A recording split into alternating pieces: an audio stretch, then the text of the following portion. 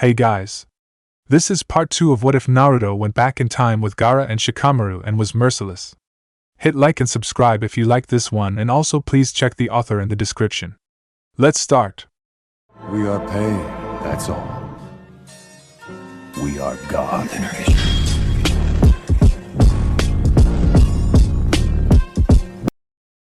Chapter 10. Kakashi found his team along with Team 10 at a restaurant, all eating lunch. "Ah, Sensei!" Sakura called out.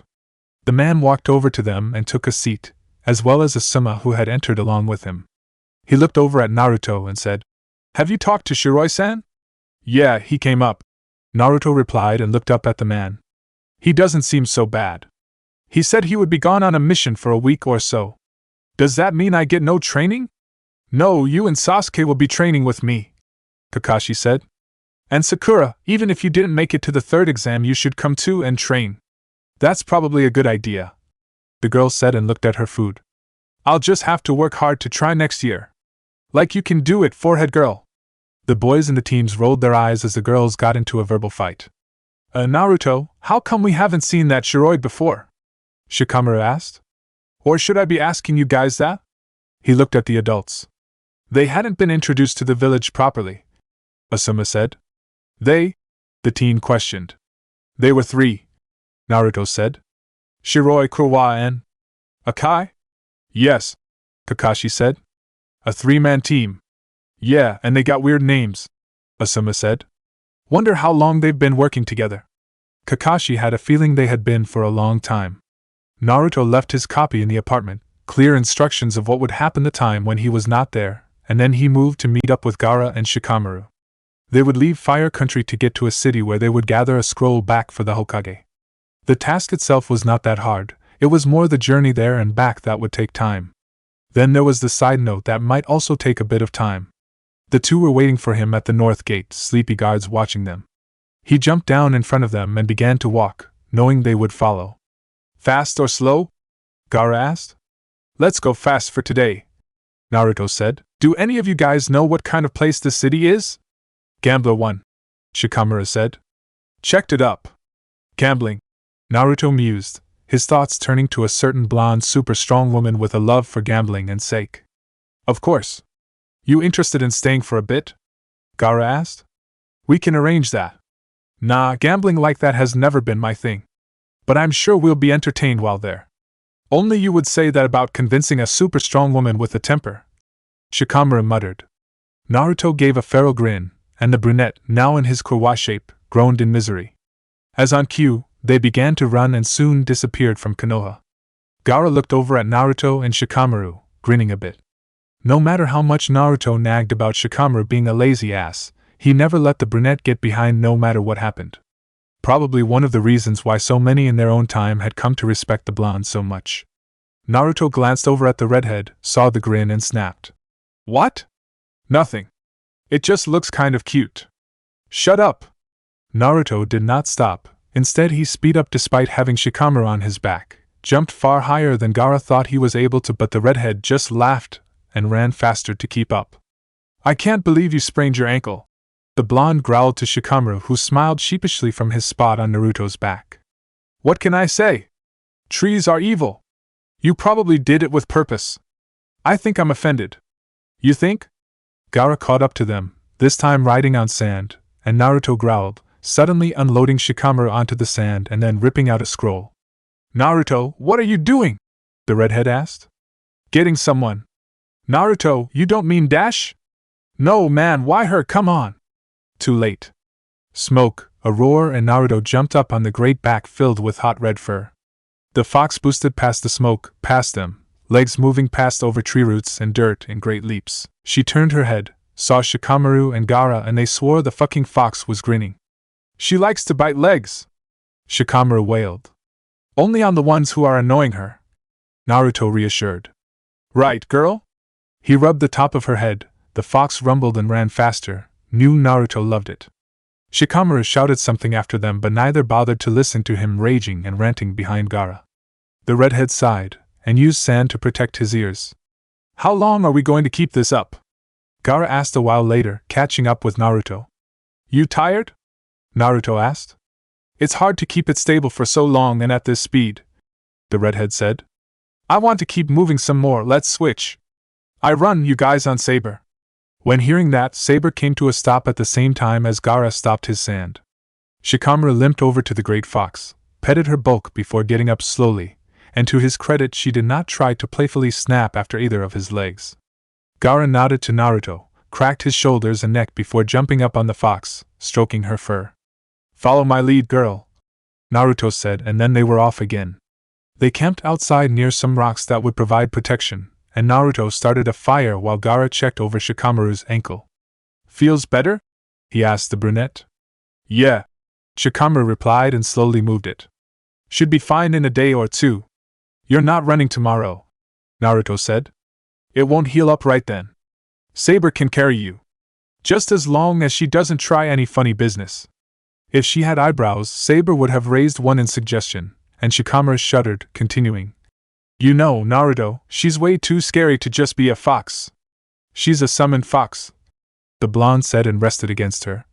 Of course she's scary. That's one of the requirements to be a badass summoned fox, didn't you know that?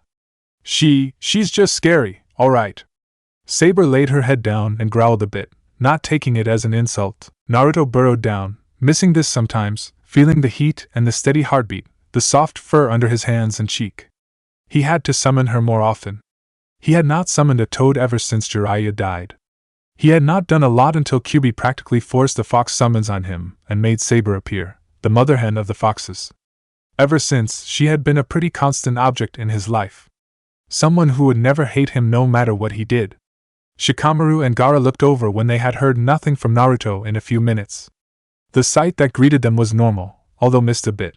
Naruto asleep resting against Saber's side, her thick tail over him and her head positioned near the limp body, eyes glittering.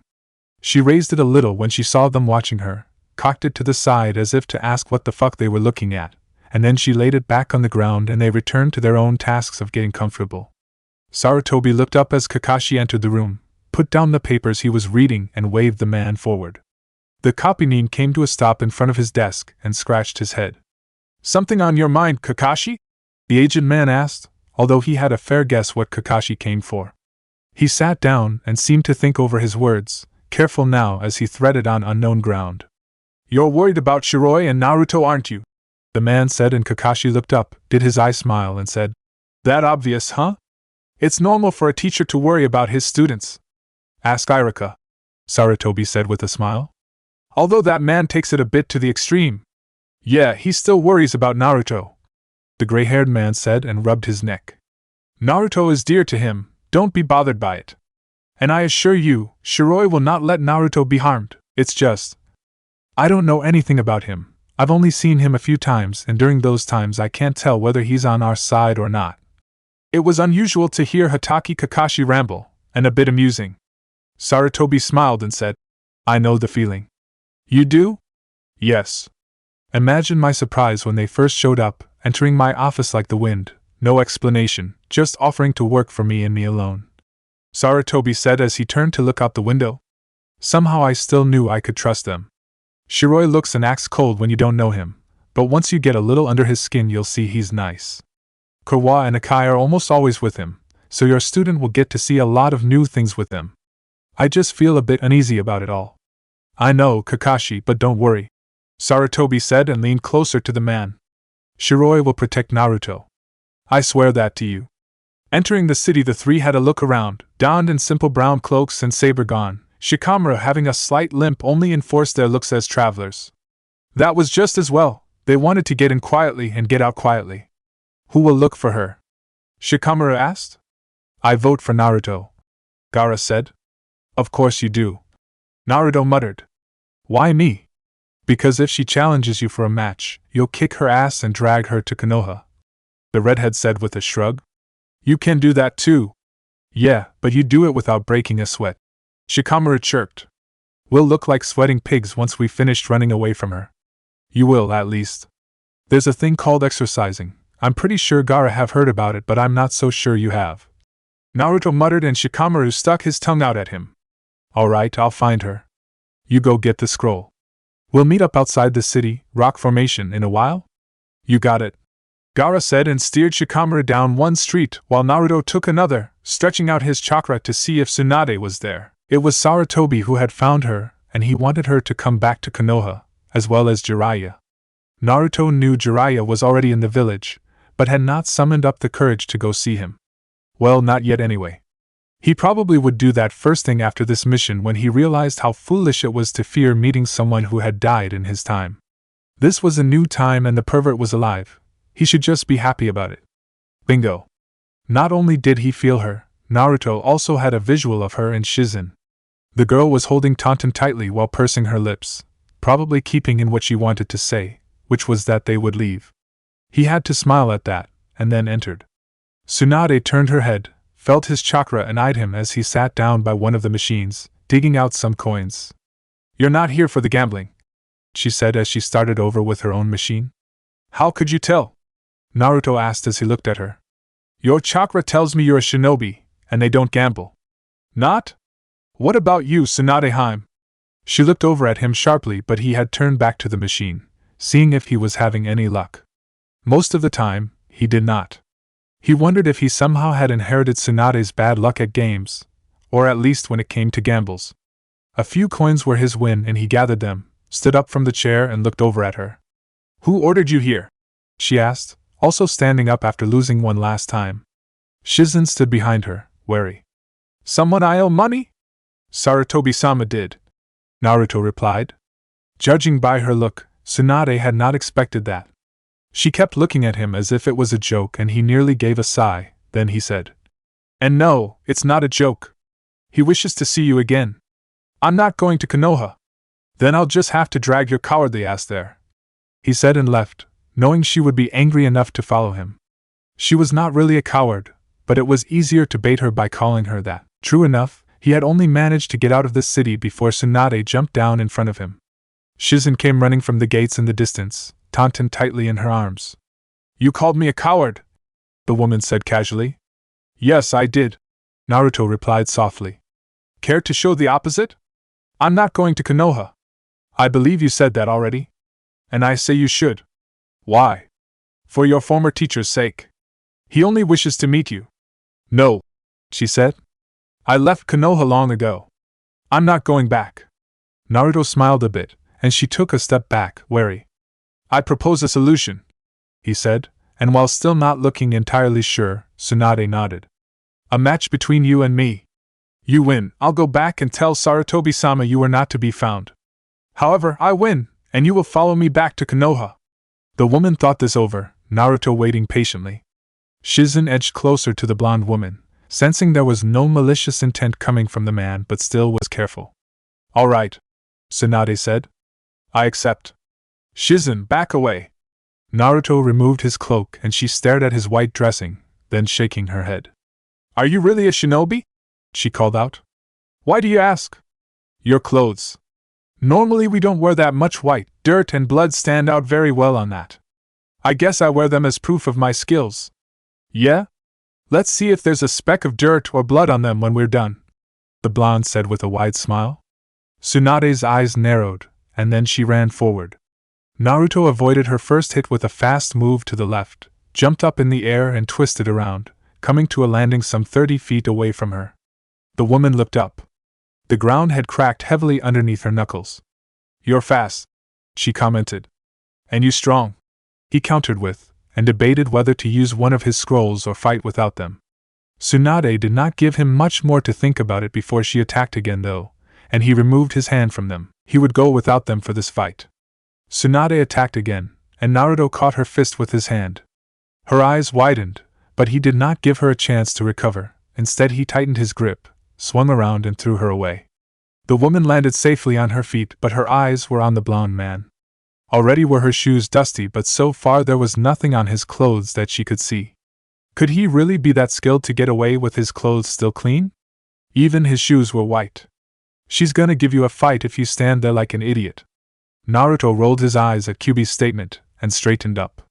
He cracked his knuckles, slapped his hands together, and Tsunade threw her hands up against the shockwave. She took them down again, and knew his element was wind. They both stood still, searching for a weakness, and then Tsunade moved. Naruto stayed still. I never got your name, she said, moving sideways, eyes trained on him. You may call me Shiroi, he answered. Shiroi. I should have guessed it. She snorted after that, and took off towards him. He jumped the split second before she hit, and the ground opened up, broke apart, and he landed a bit away. She turned, did not give him a breather as she came towards him again. He jumped once more, but this time slapped his hands again, and the shockwave made the dust fly in the air. He landed, went through seals but did not utter any words. Tsunade watched, waited to see what the technique was. You can't see it, Naruto said and smiled a bit at her. After all, can you spot air itself with your eyes? The wind closed in on her, and she jumped away. Naruto released the technique. It was mostly used to choke people to death, or in its weakened stage, trap them. Tsunade had felt it move in on her though and escaped. He realized he probably let her do that, because he wanted a fight with her.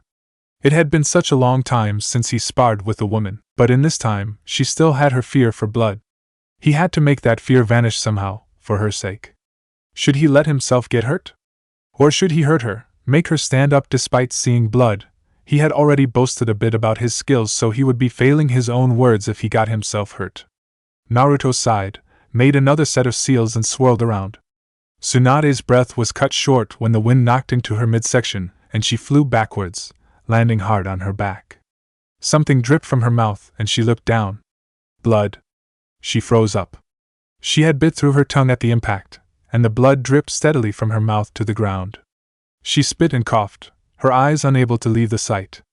Naruto looked at her and said, You're scared of blood, aren't you? Sarutobi-sama told me you might be. She did not look up, but her fists tightened. He had a feeling what she expected him to say. Coward, and another thousand things that came down to one meaning, that she was weak. I have a friend who just a while ago couldn't pick up a kunai without starting to tremble, he said, and her head shot up. And he isn't weak. Not anymore. He overcame it. You're as strong as him, Tsunadeheim, I know that. Prove it to me. She looked at him, trying to figure him out. 1 minute he was taunting her, the other he wanted her to get up and fight. She slowly rose up, wiped her mouth and saw her hand was not trembling anymore. You're hard to figure out, she stated, spitting out another mouthful of blood. So I've heard, he replied. You don't think me as a coward. I knew you would hate that. How did you know it? He shrugged. Just a feeling, he said, then moved into a taijutsu position. Now, Tsunadeheim, are you ready? She threw away her robe and cracked her knuckles, grinning. About time the warm-up was done, she replied, and then began to run, faster than before. He knocked away her fist with a strike of his arm, moved one leg back and thrust it up in a kick that she narrowly avoided. She took a hold of his arm and he felt the sensation of her chakra cutting into the arm, then she jumped back. The pain was bearable and he looked down at the arm. Nice work, he said. You tried to sever the muscles. Her face remained close. However, I have to disappoint you. It was a long time ago something like that worked on me, he said and flexed his hand, soothing the burning muscles, pushing away her chakra. Deciding on something, he worked his trench coat off and threw it aside, leaving him only in a fishnet shirt and black fingerless gloves. He usually had a pair that went up to his elbows, but for today they ended around his wrists. Shizen had moved to a safer location and looked at them both. Tsunade had incredible strength and lots of ways to hurt people from the inside with an impact from the outside. However, the man was unknown for both of them. The only clue he had given was that he used wind, and he seemed good to repel Tsunade's tries to hurt him from the inside out. Plus, he had caught her fist. Not many people would do that. Now the blonde woman moved again, and Naruto stood ready. She jumped up and made ready to strike him by a falling axe kick. Knowing the effects of that, he took a hold of the leg before she could hit him, looked into her widening eyes, ignored the way his muscles and bones protested at the motion, and instead gripped her ankle and threw her down onto the ground. The second leg, however, managed to give him a solid one in the stomach, and he was pushed back. As she got up, her eyes focused on him. His clothes were still clean, despite the dust around them, and it annoyed her just the tiniest bit. But then she saw blood coming out from his mouth. That sure showed me why I shouldn't let you kick me in the gut, he said and wiped the blood away. Impressive. Impressive? She said, stood ready for an attack. Your kick. It's impressive. And with that, he started with seals again, this time calling out. Wind release, cut! A powerful wind broke from him and Tsunade threw up her arms, shot her chakra out to protect her skin. Where she had not been fast enough, she felt the biting air cut open small wounds. She struck her fist down in the earth so the shock would stop the air from coming. Not good enough! She heard Naruto call out. Another slap of his hands, and she jumped away from the shockwave. As she looked around, her eyes saw something in the air. The woman looked up and her eyes widened a fraction.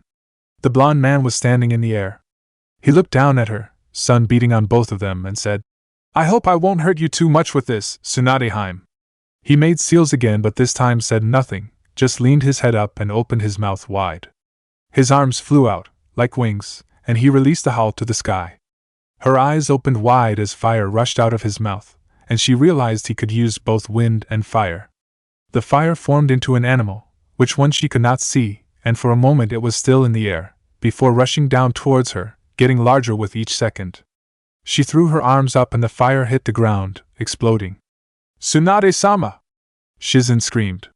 Gaara looked back and Shikamaru stopped once he realized the man was not following him. Something wrong? He asked. Naruto used a combo, that's all. Oh.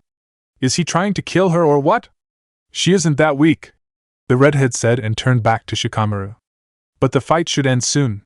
How can you tell? If she doesn't give up now, he'll take it up to a whole new level. He hasn't done that for a long time, we both know that, Shikamaru said. And he hasn't fought any strong people for a long time, Gaara said. Why overuse your powers against a thug? With Tsunade and the like, he won't hold back forever. You mean we will in the near future see him fight for real? I admit, while I haven't done much fighting myself the last couple of years, watching him was always entertaining. Gaara looked over at him, and saw the grin. Yeah, he replied.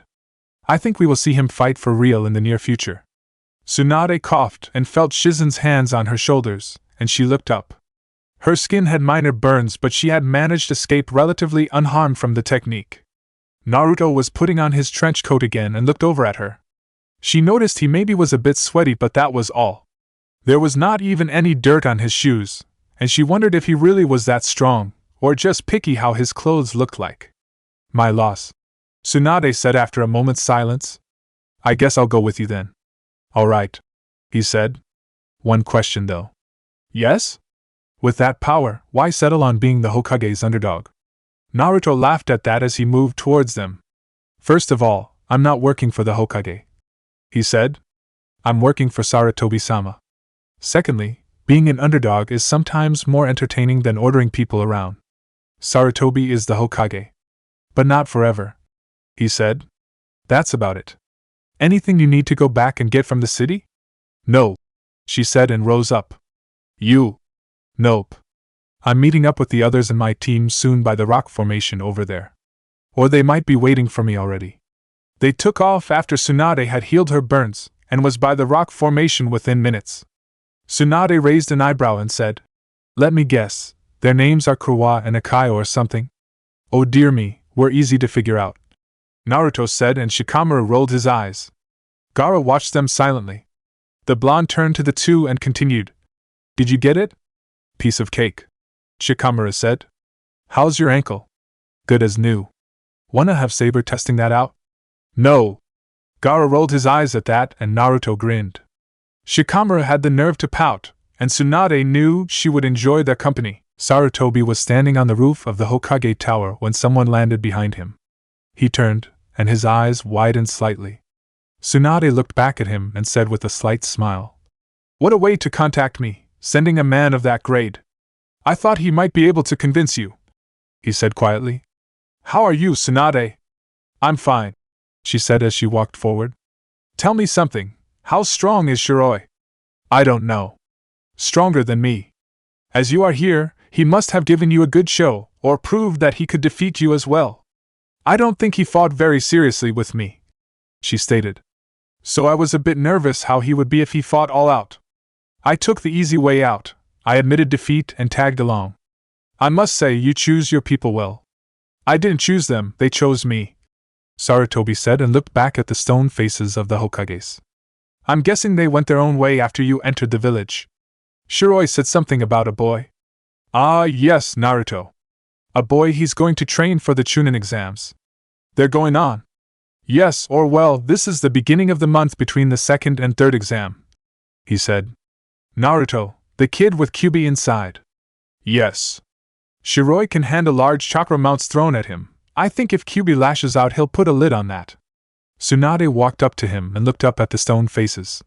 Why did you want me to come back? She asked. Not only you. I'm looking for Jiraiya as well. I just wanted to see you two after so long. She snorted. You're an old geezer, sensei. He chuckled. I know. Naruto looked up from his kunai to see Hinata enter the training area where he was with his copy, and for once the copy was in the guise as Shiroi. The girl looked over at him, and then at the copy. Then she took courage and walked closer. Hello, Naruto-kun, she said softly as she came into hearing distance. Hinata-san, he replied with, Is that Shiroi-san? I heard about him. The copy waved a hand to her in greeting, and returned to his scroll. Yeah, that's him, Naruto replied. He's doing some research. Why are you here, Hinata? Did they already release you from the hospital? As long as I don't do anything exhausting, I'm fine, she said timidly. I made lunch. She held out a basket and Naruto looked at it, then her face. She was blushing. Really? He said. There's enough for all three of us, she stated. He raised an eyebrow but was not about to say no to a meal from Hyuga Hinata. Shiroi, can we take lunch break now? The copy looked up, thought about it, then nodded. Naruto put away the kunai and the two teens went over to the man, seating themselves down, and Hinata began unpacking from the basket. She had been so thoughtful she even had tea with her. Naruto smiled a bit down at his food. It seemed like she was progressing just fine to be the strong woman he had come to know in the future. Chapter 11. Kakashi had set Sasuke to work along with Sakura and now took a quick trip to see how Naruto was doing. He had been trying to push the worry out of his mind, but he just had to see his blonde-haired student for a little bit, just to make sure he was alright with the blonde man. As he jumped down in the training area Shiroi had told Kakashi they would be, the copy Nin surveyed the scene. Naruto was training Ain for the day apparently. Shiroi sat on a stone not far from Naruto, eyes trained on how the teen stood, and while Kakashi was watching, the man rose up and corrected the boy's stance. Never leave your side open, he told the boy. Always alert on the idea of being attacked while attacking yourself. Naruto nodded, and Shiroi looked up to see Kakashi. Kakashi-san, he said, and the gray-haired man nodded. Keep going, Naruto. The boy continued throwing, and the real Naruto walked up to Kakashi. It was a bit amusing pretending to train himself. Bit confusing as well. Seems like it's going well, Kakashi had to admit. He's stubborn to learn, Shiroi replied. That's a plus. Any problems so far? No. Can't see what Sarutobi-sama was worried about. He seems to have control over the situation. Kakashi stayed for a bit, watching as Naruto practiced the aim and Shiroi dividing his attention between a scroll and watching the blonde teen. A step behind them and suddenly Akai was standing by Shiroi's side, arms crossed and eyes gazing at Naruto. Sarutobi-sama wishes to see us later, he stated as the copy Nin watched them. Shiroi simply nodded. Akai turned his head to watch the blonde man and continued. Are you alright, Shiroi-sama? I'm fine, Shiroi replied. Naruto, your side. The teen corrected his stance immediately, more aware of his position as he continued throwing, and when Kakashi looked back to Shiroi, the red-headed man was gone. Naruto's face did not betray anything as he saw Jiraiya for the first time in this time, but he was rather happy to see the old pervert again. Of course, the man only saw Naruto as one of Sarutobi's henchmen, more or less, but the blonde was not really bothered by that. Just as long as the man was alive, he was perfectly content. He knew Gaara and Shikamaru were watching him. Like they, he also had deaths he never really got over with, and Jiraiya was one of them. He could remember the good times with his teacher, but often that brought on the bad ones. He was not sure why it happened with just Jiraiya. Other deaths he had moved on from. Maybe it was because the only person he had ever looked up on as some kind of parent. A very perverted, strange parent, but a parent nonetheless. He had not been particularly picky as a kid. The three watched from a distance as the Hokage interacted with his two old students. Tsunade greeting Jiraiya for the first time since she left the village, the same with the white-haired man. Finally, said man took a look at them and said, Who are they, Sarutobi? Shinobis, My shinobis, the old man answered. The white one beat the crap out of me, Tsunade said, a small smile on her face. Well, he was told he could use any method he wanted, the Hokage admitted. I knew reasoning would be just useless with you, Tsunade. You were right about that one. His reasoning was good, I thought. He win, I go. I win, he goes. Thought it would be easy. He doesn't really make things easy, does he? Sarutobi said. I doubt he even really tried fighting with me, she said. He didn't want to hurt you, the man said. Because he kind of promised me to bring you back in one piece or not bring you back at all. I think they're talking about you, Gaara said. No shit, Naruto replied. You know, Jiraiya is going to notice you're staring at him, Shikamaru pointed out. I'm not staring at him, the blonde said and looked away. Yeah, right, the brunette muttered. Sarutobi looks content, Gaara commented. He did look content. He was meeting up with long-lost pupils after all. Naruto wondered if he thought about Orochimaru. The snake had been his favorite, perhaps unconsciously so, but still his favorite. It was probably pretty hard killing your favorite student, even though he was an ass.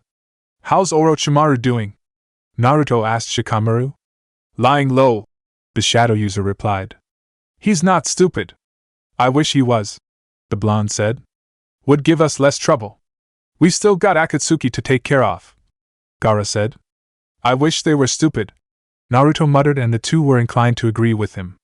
Jiraiya walked up to the blonde when he had spotted Shiroi alone in a clearing.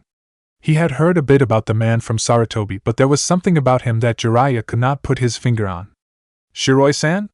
Naruto turned around at hearing Jiraiya's voice, swearing in his mind that he had been so lost in thoughts he had not heard the man approach. Kyuubi snickered. Naruto shut him up. Yes, Jiraiya-sama? Just Jiraiya, the white-haired man said. Then, Shiroi. So, Jiraiya said and sat down opposite of Shiroi. He was currently sitting with his legs crossed in the clearing, just relaxing, pretending to have Naruto do some running. How did Sarutobi get you guys on his side? We volunteered. Not a lot would do that. Why not? Well, Konoha is said to be strong enough. Plus swearing yourself to him alone, and not the village. I don't want to be chained, Shiroi replied. Would you? Not really. But you did chain yourself by offering him your services?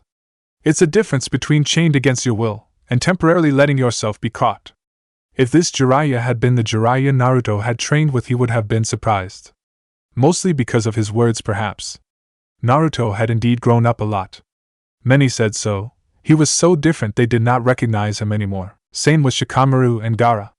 Naruto never thought it would come a day when Gaara said something more than 5 words in a sentence, but he had been happily proved wrong. The redhead had started talking more, and while Shikamaru still complained a lot, he was a lot more focused in his speech. Naruto himself, apparently he sounded wise. He had almost laughed when hearing it the first time. Him wise? Sure, he could manage saying something that made sense and impress others, but mostly he thought he was just fooling himself. From time to time though came the real comments, almost unknowingly, and afterwards he wondered where the hell that came from. He blamed Kyuubi. Yeah, blamed the poor, innocent fox. Shut up. There is not a cell in you that are innocent. Jiraiya looked more closely at him. Have we met before? He asked. No, not what I remember, Naruto said. He slowly stretched out his legs, flexing his hands and then letting them rest on his knees that he brought up a bit, planting his feet flat to the ground. His pose was relaxed yet ready for an attack, and Jiraiya had to praise that. Not many managed to adapt a look of relaxing while still being prepared. You look a bit familiar though, the white-haired man muttered before he fell back on the grass, staring up at the sky. Naruto did not reply. The Suna siblings stopped their training when they saw Naruto come as Shiroi. Not far behind him were Kurwa and Akai. Temari and Kankuro continued training while Gaara walked to them instead. What are you doing here? He asked. Just checking, Naruto replied. How's training going? I hope I won't do something drastic. Gaara knew he did not have complete control of Shikaku, and the demon could get his ideas if bold enough. Don't worry, Akai said. I'm sure if the guy dares to start make a mess, we'll be there to let him know who's in charge. Gaara knew they would help him, and therefore smiled. Time went by swiftly, and suddenly Naruto stood in his disguise as his younger self, preparing to go out and have his match against Niji. He was going to change the Hyuga's views of the world, if he so had to bang it into the boy's skull. Bang just hard enough to let it go in but loose enough to not kill him. That would be a bit difficult. Naruto sighed. Why did he even think about it? So he rose up and flexed his hands a few times, looking over at the others. The Suna siblings stood a bit away from the others while some of the ones from Konoha stood together. Niji stood by the doorway though, waiting for their names to be called out. He had met Hinata earlier, and she had wished him good luck before going to where Kiba apparently was seated. She looked better this time than the last. Now she walked at normal speed and her eyes was not as tired. Still, she had a bit until she had recovered. The crowd started to cheer, and a moment later their names were called out. Naruto rose up, glanced over at the others and was rather glad Kakashi had finished training with Sasuke so the boy was there on time. Before anyone to look at him, Naruto was on his way down to the field. The match would not be a hard part. Looking around though, he was a bit worried that Orochimaru might attack, slipping through their fingers as it was only so long two people could watch him constantly. Something was bound to go wrong, and the blonde knew that. So while he was preparing to beat some sense into Niji, he was also preparing for an attack on the village. Niji started towards him the moment they were allowed to begin. Naruto did not move as the boy closed in on him, only vanished at the last moment. He saw Niji activate the Byakugan and grinned. Fighting a Hyuga was always fun and challenging. While this Niji was a bit young, he would still be able to see some of Naruto's moves and perhaps prevent them. Where are you hiding? You can't escape your fate. Naruto jumped. Niji looked up as he already knew the blonde was coming from above, but suddenly another appeared at the side, then one more, two from the back and two at the front, all charging at him. He could not see which ones were fake. He launched his newest technique, but Naruto was prepared for that and made all withdraw. They now stood in a ring around Niji, who had stopped spinning. Fate is what you make it, the blonde said to the boy, wishing Niji would quit trying to be so stoic and serious. He was much fun to be with when he lay off the high attitude. So you were listening to me? Niji asked. Why not? It's rude not to. Here he shrugged a bit and got out a kunai. But we aren't supposed to talk, we're supposed to fight. That's what the people expect, that's all they came for, to see some bloodshed. While he had loved to sit down and have a talk with Niji, that was not going to work at this moment. So he charged instead, and Niji's eyes widened a fraction before the wind started and the technique was in full blast. Naruto grinned, gripped the kunai and cut right through it, getting inside the supposedly safe sphere. The Hyuga's eyes widened some more. Naruto shot out with his unarmed hand and clocked him once in the jaw, making him stagger backwards, and brought up his leg to Niji's side, forcing him to the side and hit the ground yards away with a crash. Niji got up on his feet soon enough, only encounter Naruto kicking him in the side again, this time chakra enforced. The boy let out a short yelp as the pain raged in his midsection. Naruto fell backwards now, caught himself on his hand and made a volt until he got back to his feet, charging again. There was a bit of blood coming down Niji's chin, but that injury must have been him biting his tongue, because the blonde was careful to let any real harm be done to the Hyuga. This time Niji caught his fist, twisting it until Naruto could hear his own bones creaking, but unfortunately that only had the effect to make him smile, and Niji seemed to not believe what he saw. Naruto broke his hand free from Niji's grip, and also felt one of the bones snap. The sharp short pain was grounding him to here and now, and he relished in it. It had been some time ago since Naruto let himself feel pain, and the pain of a broken wrist was just a pleasure. Kyubi grumbled about self-harming stupid brats, meaning Naruto, and refused to heal the bone. Fine with me, Naruto stated to the fox. Che. You're fucking unbelievable. I know, I'm awesome. I didn't mean it as a compliment. Naruto knew that, but for the moment he only heard what he wanted to hear. Kyubi's continued rampage was tuned out, and he focused on the fight again. Niji had recovered from the shock and attacked. Naruto should have been at a disadvantage, having a limb broken, but seeing as he was not a child, an injury this minor was easy to ignore in the heat of a battle. Well, this was not actually a battle, but he could ignore the injury anyway. Who cared about details? Naruto hit Niji with the arm that was injured and managed to lay force behind it, enough to knock the Hyuga back. He was getting tired already, Naruto noted, the way it took him a slight second longer to get up on his feet again. The blonde and Niji stared at each other for a long minute. Naruto's hits and kicks had apparently sunk in better than the conversation they had had the first time around. Niji looked uncertain of himself, uncertain of the words he had used, and the beliefs he had had. Was it this easy? Man, I should have knocked some sense into him from the beginning. In the beginning, you were an idiot. QB, always the compliment giver. I'm telling you, brat, I don't give compliments, QB shouted in what sounded like his right ear, and thank you, now my ear's ringing. Serves you fucking right. Naruto ignored that, and readied a last kick that would leave Niji on the ground. The Hyuga never knew what hit him. Or, technically, he knew that. A kick. From a leg. Attached to a blonde, he thought he knew the limits off. The brat had let his own wrist break. He had done so with a grin. He fought viciously. Not using one single technique. Speed and chakra-enforced strength. Never caring what hits Niji got in on him. Just continuing, with that grin on his face, and that look in his eyes. Fearing nothing. Winner, Uzumaki Naruto! That guy was a monster. Naruto walked up where the others were, and soon enough Temari and Shikamaru would be called out. He called out a good luck to Shikamaru before going over to the Suna siblings. If anyone disliked him being so friendly with them, they could go screw themselves. He hurt you, Gaara said. He broke your arm. He looked ready to kill something. Nah, that was kinda my fault, Naruto said, placing a calming hand on Gaara's shoulder. Not the broken one, because he wasn't really going to test moving it too much. It was beginning to hurt again. I'll be fine. Good luck to all of you, okay? You're going to watch from the stands? Kankuro asked. Yeah, better view from there, Naruto said. And someone to take care of your arm, Temari said. Probably, the blonde admitted. See you guys later. He waved to Sasuke, made thumbs up to Shino before vanishing up to the stands. He did not get far though before both Kakashi and Iruka cornered him, both from a different direction. The two teachers stared at each other, as they nearly collided getting to Naruto. Then Iruka turned back to the blonde and said, Your arm! I saw it was injured, let me see.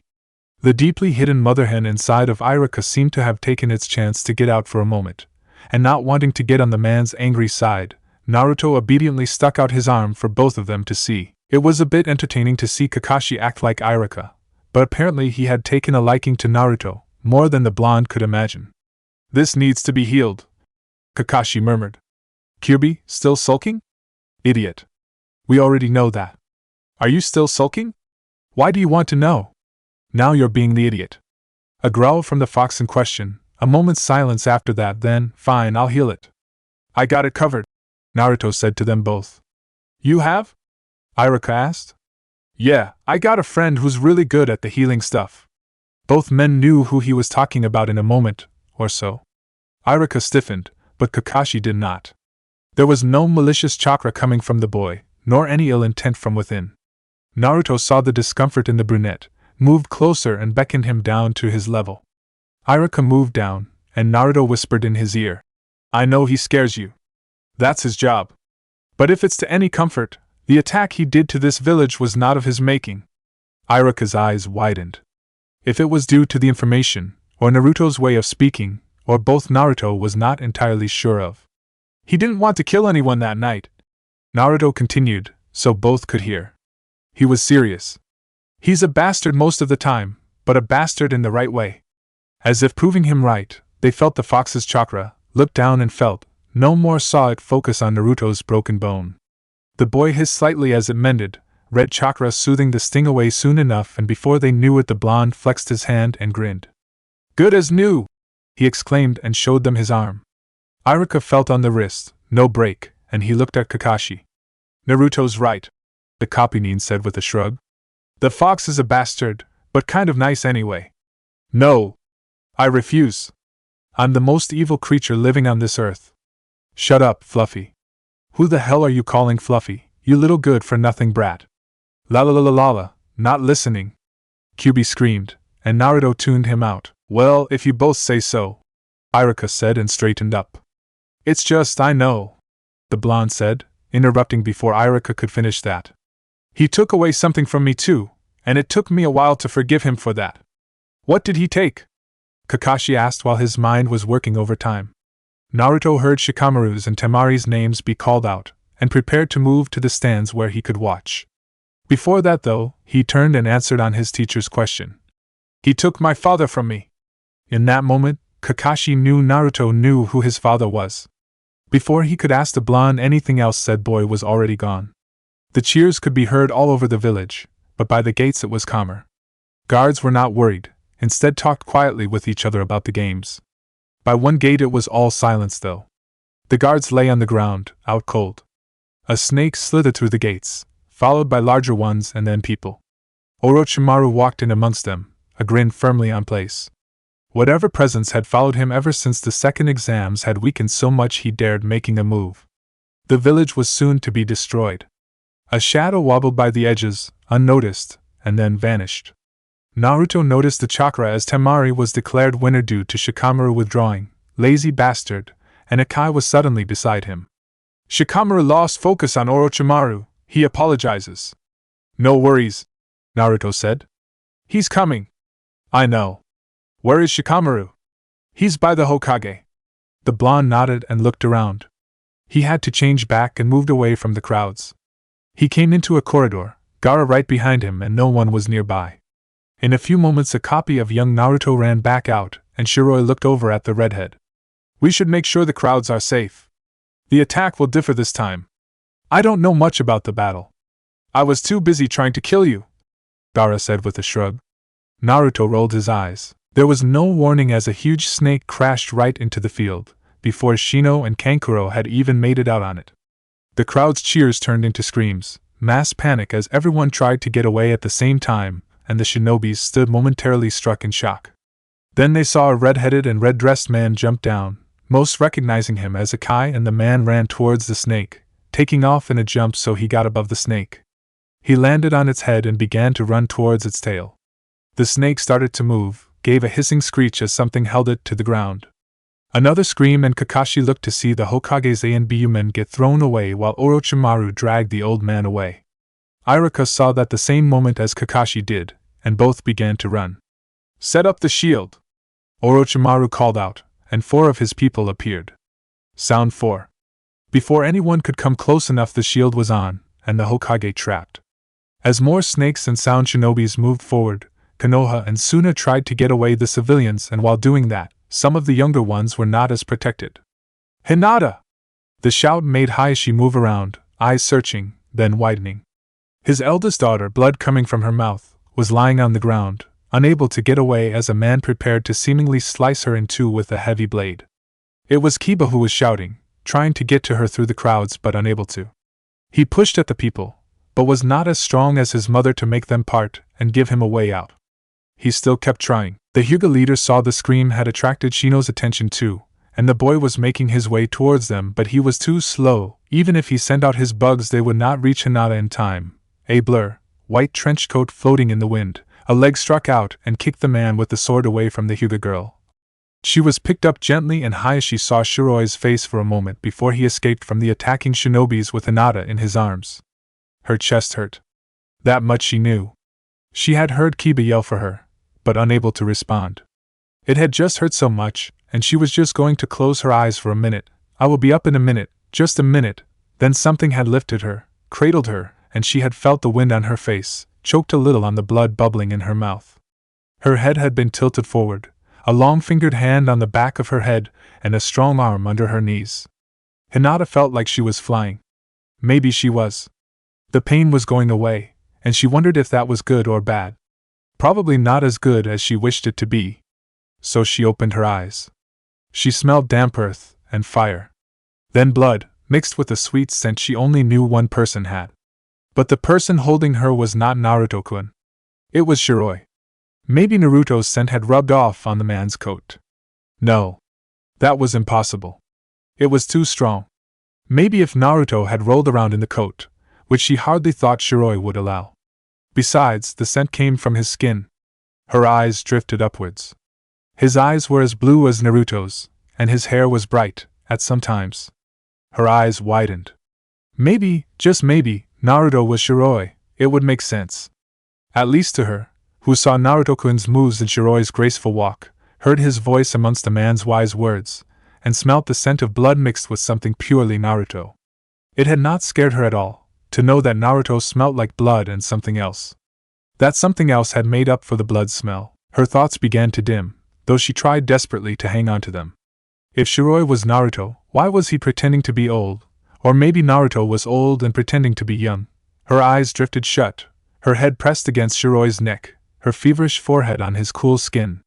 "Hang in there, Hinata-san," she heard him whisper, and her last thought was that it really sounded like Naruto. Tsunade yelled and kicked at the shield, thrust pure chakra at it, but besides a few cracks it would not budge. Jiraiya stood silent, looking at Orochimaru and Sarutobi, who now had engaged in fighting. Others were busy fighting the sound. Suddenly one of the snakes lifted from the ground, like someone had taken a mighty hold of its tail, and was thrown away. And then, sand was everywhere. Rising from the ground, they saw the young Jinchuriki from Suna lift his hands before steering the sand over enemies, letting it crash on top of them before crushing them to death. Naruto himself had some troubles of his own. Hinata was still unconscious, and he was afraid she would get injured if he let her down somewhere. So he kept her with him, which now reduced his fighting to his legs and perhaps one arm when he had the right grip on the girl. She had not moved at all on her own, which worried him a bit. He had after all not gotten a chance to see why she was bleeding. It could be from the wounds Niji had given her, or that she had been struck in the chaos. Another sound approaching, and the blonde kicked him away with a chakra-enforced foot. The gasp told him it was pretty painful, and in the next moment Gaara appeared and accidentally cracked the shinobi's neck. "Orochimaru has Sarutobi," the redhead explained. "Can Shikamaru breach the shield?" Naruto asked. "He can, and you should take care of Orochimaru." "I can take her." Naruto unloaded Hinata into Gaara's arms and said, "Check her for me, okay? She may be internally injured." "Don't worry, she'll be fine," the redhead said. "Go and kick the snake's ass. More like rip him to pieces. That'll work just as good." "Can't someone break this shield down?" Tsunade raged. "I'll fucking rip his head off." Jiraiya had now started to lose his patience, seeing as Orochimaru was toying with Sarutobi and the Hokage was losing more strength as time went by. Kurwa landed on the roof between them, but before either of them could say anything he raised his fist with a grin and happily exclaimed, "Shield exploder!" His fist hit the shield, shadows broke out, through the other side and crawling all across the surface. An ominous crack, and then the shield seemed to shudder. Kurwa prepared his other fist and brought it to the cracking surface with a shout, and with one last, great crack that sounded like an explosion in itself, the shield broke apart. "We're through!" he called out, pumping his fist in the air, and in the next moment Shiroi was on his way to the two fighting. "Hey, wait for me, Shiroi-sama! You're too slow!" Shiroi shouted over his shoulder. And in the next moment, he had Orochimaru thrown away from Sarutobi, like he had flung away a kunai, easy and uncomplicated. Easy and uncomplicated, he had thrown away a man the same size and weight as himself. "Show off!" Kurwa cried out at the sight. Shiroi had time to roll his eyes before setting out after Orochimaru. The black-haired man helped Sarutobi up and vanished. Now Sound 4 was free from holding the shield. They all prepared to attack. Before they could, though, there was a powerful wind making even Tsunade and Jiraiya rear back a bit. Once it was gone, Temari, Kankuro and Gaara were on the roof. Temari with her fan ready, Kankuro having his puppet out and Gaara with his arms crossed, sand hovering around them in the air. "Let's kick their asses," Temari said with a grin. "Agreed." This was from Kankuro and his grin matched his sister's. Short but to the point, that was Gaara in a nutshell. He sent his sand to attack. Tsunade and Jiraiya looked at each other, grinned and went after the closest enemy. Orochimaru had not managed more than to land on the ground. Where the hell was he anyway, because he sure as hell wasn't on any roofs, before Naruto was all over him. The man had no chance to recover. His gasps of pain were ignored as it seemed the blonde was determined to hit every inch of him. A technique was used, and Shiroi jumped away before the snakes could get a bit of him. Instead he bit his thumb, went through seals and slammed his hand to the ground. No need to call out the name. Dust rose as Orochimaru staggered to his feet. As the smoke and dust cleared, 9 foxes stood in front of Shiroi, all baring their teeth at the sound leader, claws digging into the soft earth, and they looked more than ready to rip him apart. Orochimaru had not heard of a fox contract existing. Though he wished to know everything, he knew there were things he had yet to learn. He looked at the man who had summoned them. The man from the forest. "Shiroi. Do you think you are going to kill me?" he asked. "No," Naruto replied. "I know I am." "Let's try that then." With that, Orochimaru sent forth his snakes that all were human-sized. They could probably swallow Naruto whole, and it would not be noticed. Yuck, gross. He stomped in the ground once. The foxes began to run on that signal, and Naruto followed them with a grin identical to the demon inside of him. Damn, gotta admit, I am proud over you sometimes, brat. Oh no! The Might QB has fallen. He gives compliment after compliment to a human. The horror! Shut up and focus on the fighting. Orochimaru got jerked back at the force of Naruto's chakra-enforced wind, threw his arms up to protect himself, and therefore had no time to evade the kick the blonde gave his midsection. Right on target. Will you focus, damn it? Orochimaru got up on his feet, caught Naruto's fist, twisted the blonde's arm and broke the bone right in the middle. If he thought that would slow the man down, he was sorely disappointed. Naruto gave a yank, the broken arm slid free and he twisted around still midair, and caught Orochimaru's side with his leg. He had already made the leg 20 times harder with chakra, and the sound leader went down once more, feeling as if he was fighting Tsunade. A very angered Tsunade. Yet this one was different. Orochimaru felt blood drip from his lips as he slowly rose up, intently watching Shiroi. The man was examining his arm, seemingly not caring about the hissing and growling the animals were making around them. Then he twisted the arm back so the bones were in line with each other again. He winced a bit, flexed his hand, and Orochimaru realized the fucking arm was healed. Would you mind not doing that? Shiroi called out. It's awfully annoying. Screaming in outrage, Orochimaru charged. The last sound shinobis had been defeated, or knocked unconscious, and everyone began to assess the injuries done to the people and the damage on the village.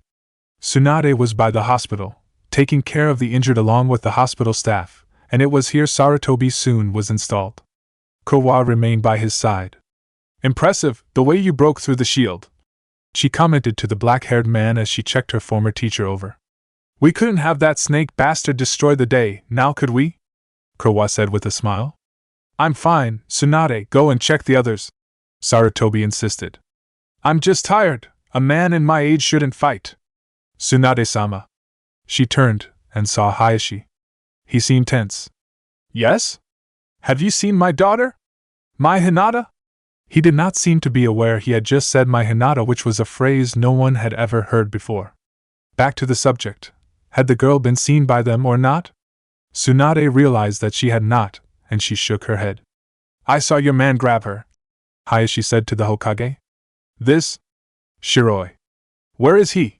Not here, a deep voice said. I have your child though, and she is safe. Hayashi turned and saw Akai, with Hinata resting in his arms. There was a little dried blood in the corners of her mouth, but she looked to be sleeping peacefully. I sedated her, Akai said, and settled her down on a free bed after getting permission from the blonde woman. She has some internal injuries I stopped, but she was in pain and I didn't have any painkillers. She seems fine, Tsunade said and moved over to the girl. Where's Shiroi-san? Kowa and Akai looked at each other, both confused. The redhead raised an eyebrow. Kowa held up his hands. I thought he was with you, he objected. He told me to keep her safe, and went off. Akai quieted down. Went off where? Sarutobi demanded to know. To fight Orochimaru, Akai finished softly. But shouldn't he be done already? Orochimaru is strong, no matter how evil he is, the blonde woman said as she stroked away some of Hinata's hair. Perhaps, the redhead said. Then again, he defeated me pretty easily. Oh, he didn't see that as a fair game, Kowa said. With Orochimaru, he doesn't have to hold back, which is why we're wondering what's taking him so long. At that moment, the door to the hospital opened. They were the only ones nearby, along with Jiraiya, and they more or less gaped at the scene. Not Akai and Kowa though, but that was because they were used to it. Shikamaru whistled and said, I am so not washing your clothes, Shiroi-sama. Naruto was covered in blood, and he held Orochimaru's head in one hand. He lifted the other arm, and they saw bone splinters. Despite herself, Tsunade shuddered at the sight of bone, torn flesh, and dried blood. Fucker shattered my arm, he commented. So I got kind of angry and accidentally tore him to pieces. Brought his head though, so you'd know he's dead. He did not offer to hold it up though, and the people appreciated that. Do you need help healing that? Tsunade asked, pointing at his arm. Maybe, stings a bit, the blonde said. He looked around, discovered a trash bin, and without saying anything threw the head down there. After a moment's consideration, he spit in the trash bin. Asshole. Akai helped him out of his trench coat, being careful when dragging the shattered limb out from the sleeve, and to his credit Shiroi was not all that bloody underneath. How did you manage to do all this? Gaara demanded, holding up the trench coat. I didn't move away from the spray? That's just disgusting, Shiroi-sama. Shikamaru moaned. All Naruto offered was a shrug. Chapter 12. Naruto's arm was splinted in 15 minutes, and by then, he had managed to get away most of the blood on his skin. His pants though were in for some heavy washing ahead. Rising up from the chair, Sarutobi looked over at them from his chair. You go ahead and take some rest, he said. You've done well. And Shiroi. The blonde looked at him. You did what I couldn't do, Sarutobi stated. I knew I could never kill Orochimaru, even if the village's survival depended on it. For that I thank you. No big deal, Naruto said with a shrug. He was an enemy. How's the girl, Tsunade-hime? She's fine, Tsunade said. I'm going to send her to an observation room. She should be fit to go home tomorrow. The latter part she spoke to Hayashi, who for once seemed to have thrown away all the walls, and they all saw he was really worried about his daughter. Shiroi smiled as he left along with Akai and Kurwa.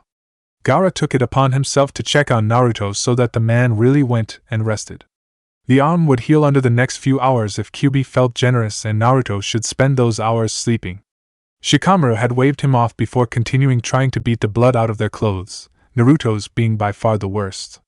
It was strange to see the lazy man wash clothes, but the redhead had gotten used to have a surprise now and then. Although the brunette had said he was not going to wash Naruto's clothes, he did not seem to mind doing it now. Gently sliding up the door to one of the bedrooms, he peeked inside, and a small smile snuck onto his face without his permission. Naruto laid facing away from the door, but his deep breathing and occasional stir told Gaara everything he needed to know. He closed the door behind him and let Naruto sleep in peace. Going back to the room where Shikamaru was doing his best at washing, the redhead watched the brunette dunk Naruto's pants under the water that by now was not really clean. Shouldn't you change that? Gaara asked. I'm on my way, Shikamaru muttered and dragged the pants back up. I've already changed it once. Did you expect it would come right off? I think he merely bathed in the entrails, Gaara said. By mistake or on purpose? The brunette asked curiously as he went to dump the red-colored water. Who knows?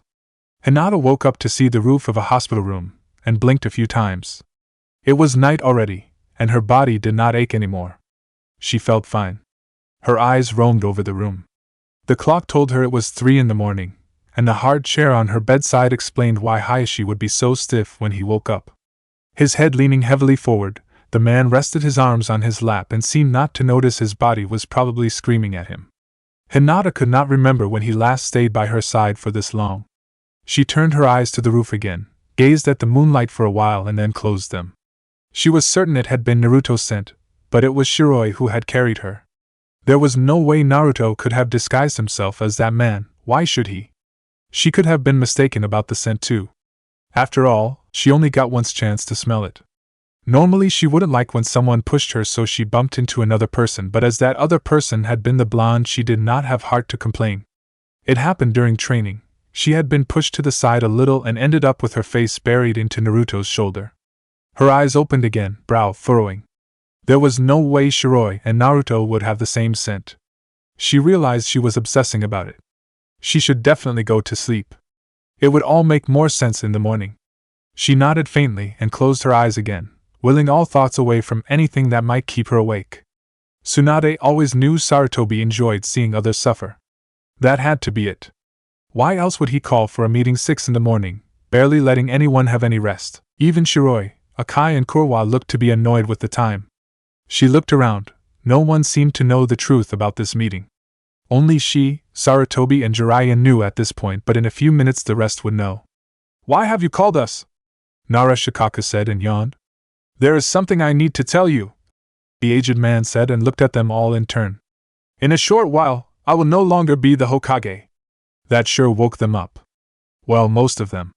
Kurwa stared at him as if saying, that's all you had to say. Shiroi had the nerve to yawn, although he hid it behind his hand. Akai's face didn't change. It was rare moments when it did. Then, Danzo looked at him across the room, then up at Tsunade and Jiraiya by his side, then back. Who have you chosen as your successor? Tsunade. Naruto looked at Danzo and got some sick pleasure at the sight of him clenching his fists until his knuckles turned white. Like that creep would ever become Hokage. And if he by any slim chance did, well, the blonde was sure he could take the fucker off the planet. Killing that man would probably be worth becoming an enemy to Konoha. Is that so? Danzo finally said, managing to keep his voice at an even level. His eye darted over to the three standing nearby Sarutobi, and continued. What of them? Shall they kneel to the new Hokage? Like I'll ever kneel to anyone. Kurwa muttered. Don't, Shiroi said, tilting his head slightly towards the black-haired man, who grunted and turned away. They swore to me, Sarutobi said. That means they should be under the Hokage's control, Danzo stated. If they were just under Tsunade's control, he was sure he could make them do things for him. You don't understand, the aged man said. They didn't swear themselves to the village, to the people, to the shinobis, not to the Hokage. They swore to me. Only I can give them orders, only I can force them upon their knees. They are my shinobi, not this village's. You mean that when Tsunade-sama steps up to become Hokage, she will have no control of the three? Inazuka-tsum said. That is correct. If I simply handed them over to her in the village, I'd break their trust and I would never violate that trust they have in me. Danzo objected, and Naruto kept his face neutral while all he wanted to do was smile.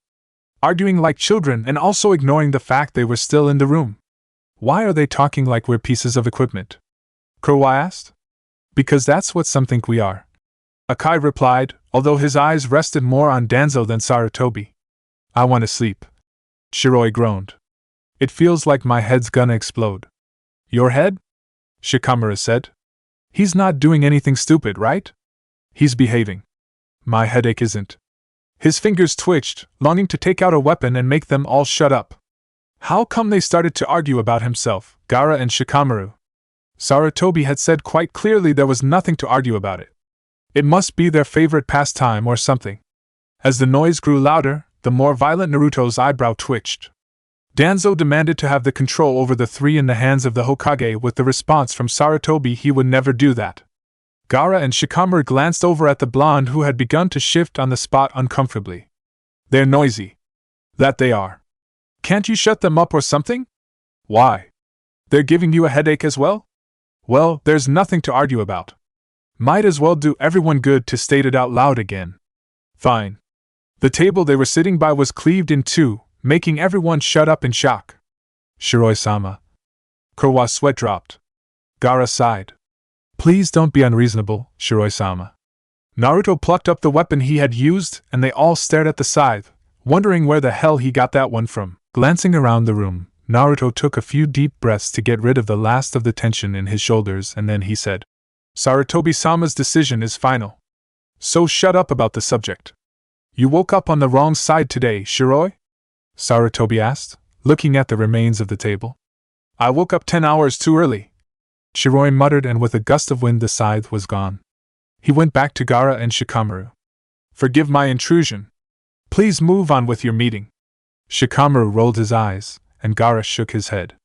Kakashi wondered where to find his team. They probably were at their separate places, and even though knowing they were fine, he just wanted to check. He was getting paranoid. Or parent-like. He didn't know which was worse. Finding Sasuke was easy enough. The boy was sitting in the garden of his home and reading as it was a free day. Kunai's embedded in a tree a bit away told the Jounin his student had been training. Before the Uchiha could discover him, Kakashi jumped away, moving towards the direction of where Sakura lived. He was lucky to see her just exit the house and wander towards the hospital. Or maybe she was going to help getting the rubble and things off the streets. Konoha had not remained completely intact after the attack. There was some damages on the buildings and trash on the streets. The last to check on was Naruto then. Wherever that boy might be. Lately, he had been doing a good job at not being found at the usual places, so Kakashi sighed and prepared to start checking off the list of possible locations. Naruto cracked his neck and groaned at the stiff feeling, rolling his shoulders as he watched the last of them leave the room. The ones that remained was himself, Gaara, Shikamaru, Sarutobi and his two former students. Really, Shiroi, there was no need to break the table, Sarutobi chided. But it had an effective impact on us all. Want me to buy a new one? Don't bother, the man said. I'm sure we'll figure something out. I'm wondering if you would mind terrible if I was to send you 3 out one last time with me as the Hokage. That's a bit sudden, the blonde replied. Well, it was a rather sudden decision on my part. We've decided that Tsunade will be going through the ceremony in a week, and I would like it before that. The three looked at each other for a moment, Gaara raising an eyebrow at Naruto as to say it's your call. Didn't we already swear to you? Naruto asked, rubbing the back of his neck. Stupid thing to ask if we mind or not. The man chuckled at that and beckoned Shiroi closer, and to Tsunade's and Jiraiya's surprise he kneeled down next to the aged man like it was normal for him to do so. Sarutobi spoke in soft tones to the blonde man, too soft to be heard, and Shiroi nodded. Tsunade wondered just how many times they had been sent out, and what they had done. It could not have been anything overwhelming, otherwise she would have heard about it. We'll do it, Shiroi said and rose up. Want us to leave now? It's quite a journey there, Sarutobi said. So I think you should make it as quickly as possible. What are they going to do? Tsunade asked. There is something I'd like them to retrieve for me, Sarutobi said. For the ones who will be Hokage after me, starting with you, Tsunade. It's nothing big, and I've been dragging out on this for years. Why now? Why not? The Hokage said. There will be guards on the spot, but I've got a scroll that will give you access.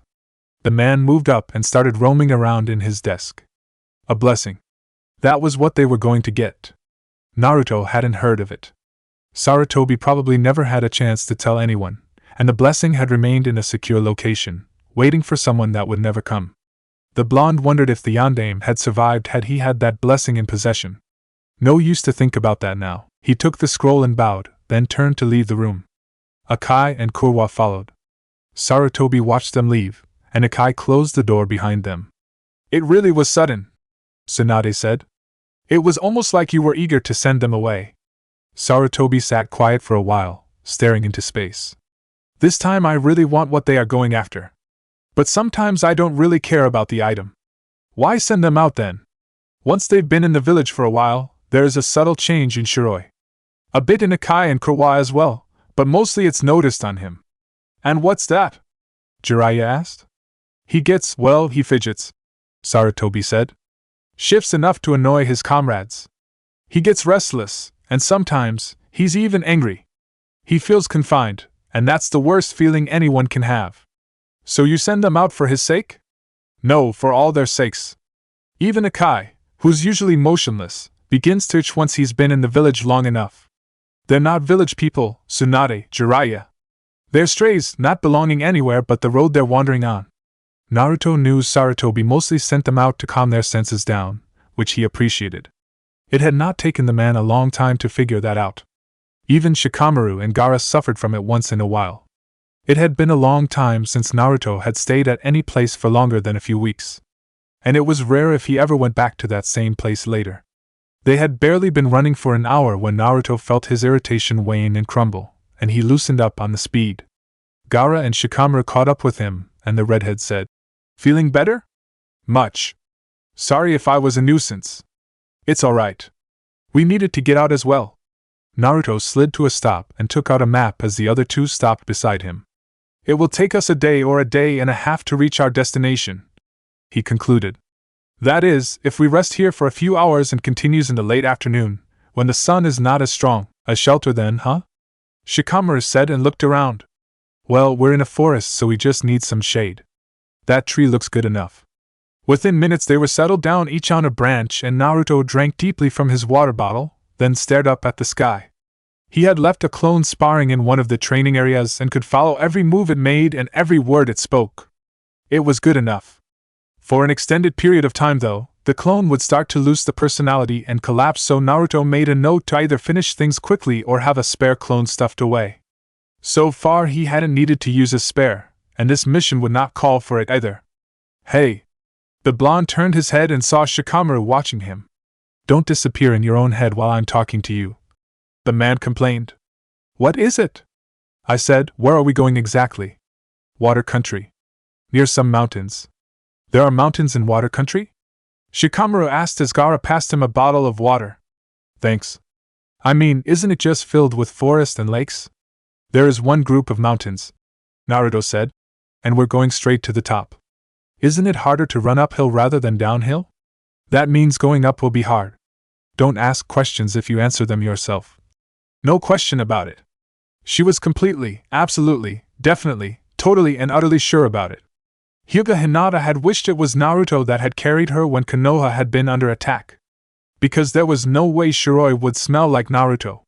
Then again, she was rather certain that she no longer harbored a crush on Naruto. She saw him more like a dear friend. It was normal to wish to be saved by a friend, right? She was obsessing about it again. Hinata sighed and put down her cup of tea, looking out over the garden in the Hyuga main mansion. Things hadn't made much sense by morning. Hayashi had been gone, leaving a note stating the Hokage wished a meeting, and he would return as soon as they had finished. He had held that, and a little while later Hinata was allowed home. So now instead of sitting in the hospital bed and obsessing about it, she sat staring out at the garden.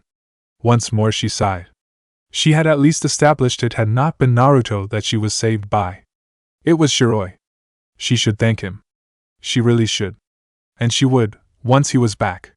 Hayashi had seen the three leave the village, and Hinata assumed they were sent on a mission. Being loyal to Sarutobi alone had them go on missions on the strangest of times. Really, going so early in the morning? She hoped they would not exhaust themselves. Maybe Naruto knew when the man was going to return. Then she could decide where to meet him and properly thank him for saving her life. The air was cooler, and the sun was on its way down by the time all three roused from their resting. Gaara was first awake, jumping down at the base of the tree and waiting for the other two to wake up. So when the two jumped down as well, they wasted no time in beginning to run towards water country, hoping they would not encounter any problems on their journey there. Or back. Naruto cursed softly that he knew nothing about this blessing, in whatever form it might be in. It could be so that others knew, and was waiting for someone to collect it. As they had been given a scroll, the place was probably heavily guarded by someone, or something, that would not try to use the blessing for themselves. Or so he hoped. If the blessing was gone, that would be rather annoying. They ran past any villages they spotted, clearly showing the guards they had no interest, and kept a quick pace until the sun was well gone and the stars and the moon had been shining down on them for quite a while. When they stopped, all were a bit out of breath. Anyone hungry? Naruto asked. Starving, Shikamaru said and collapsed against a tree. No up, Gaara said. We're not staying on the ground. The brunette groaned and heaved himself up before jumping up on a branch, the two Jinchurikis following. The blonde passed out ration bars that Shikamaru grimaced at before eating. A couple of mouthfuls of water helped them swallow it all down. I hate these things. Why can't they make them tastier? Shikamaru asked. Because they want us to suffer, Naruto replied. If so, they sure succeed. The temple lay high on a mountain within a ring of mountains. No one beside the Watchers could access further than the first bridge without the scroll given personally by the third Hokage. They had guarded the blessing for many years, and wondered for how much longer it would remain there with them. The blessing could mean many things, but what the Hokage wanted it most for was the well-being of his village and his people. He had sent for it earlier, by the time the fourth Hokage lived, but the people sent out had been unable to reach the temple, having been defeated by people wanting the blessing. Yet with the scroll given by the Hokage they had not been able to enter. The one who had received the scroll was the one to open the gate to the temple, no one else. And so no one had opened the gate on the first bridge for years. The Watchers rarely ventured out, as they had everything they needed within the temple grounds.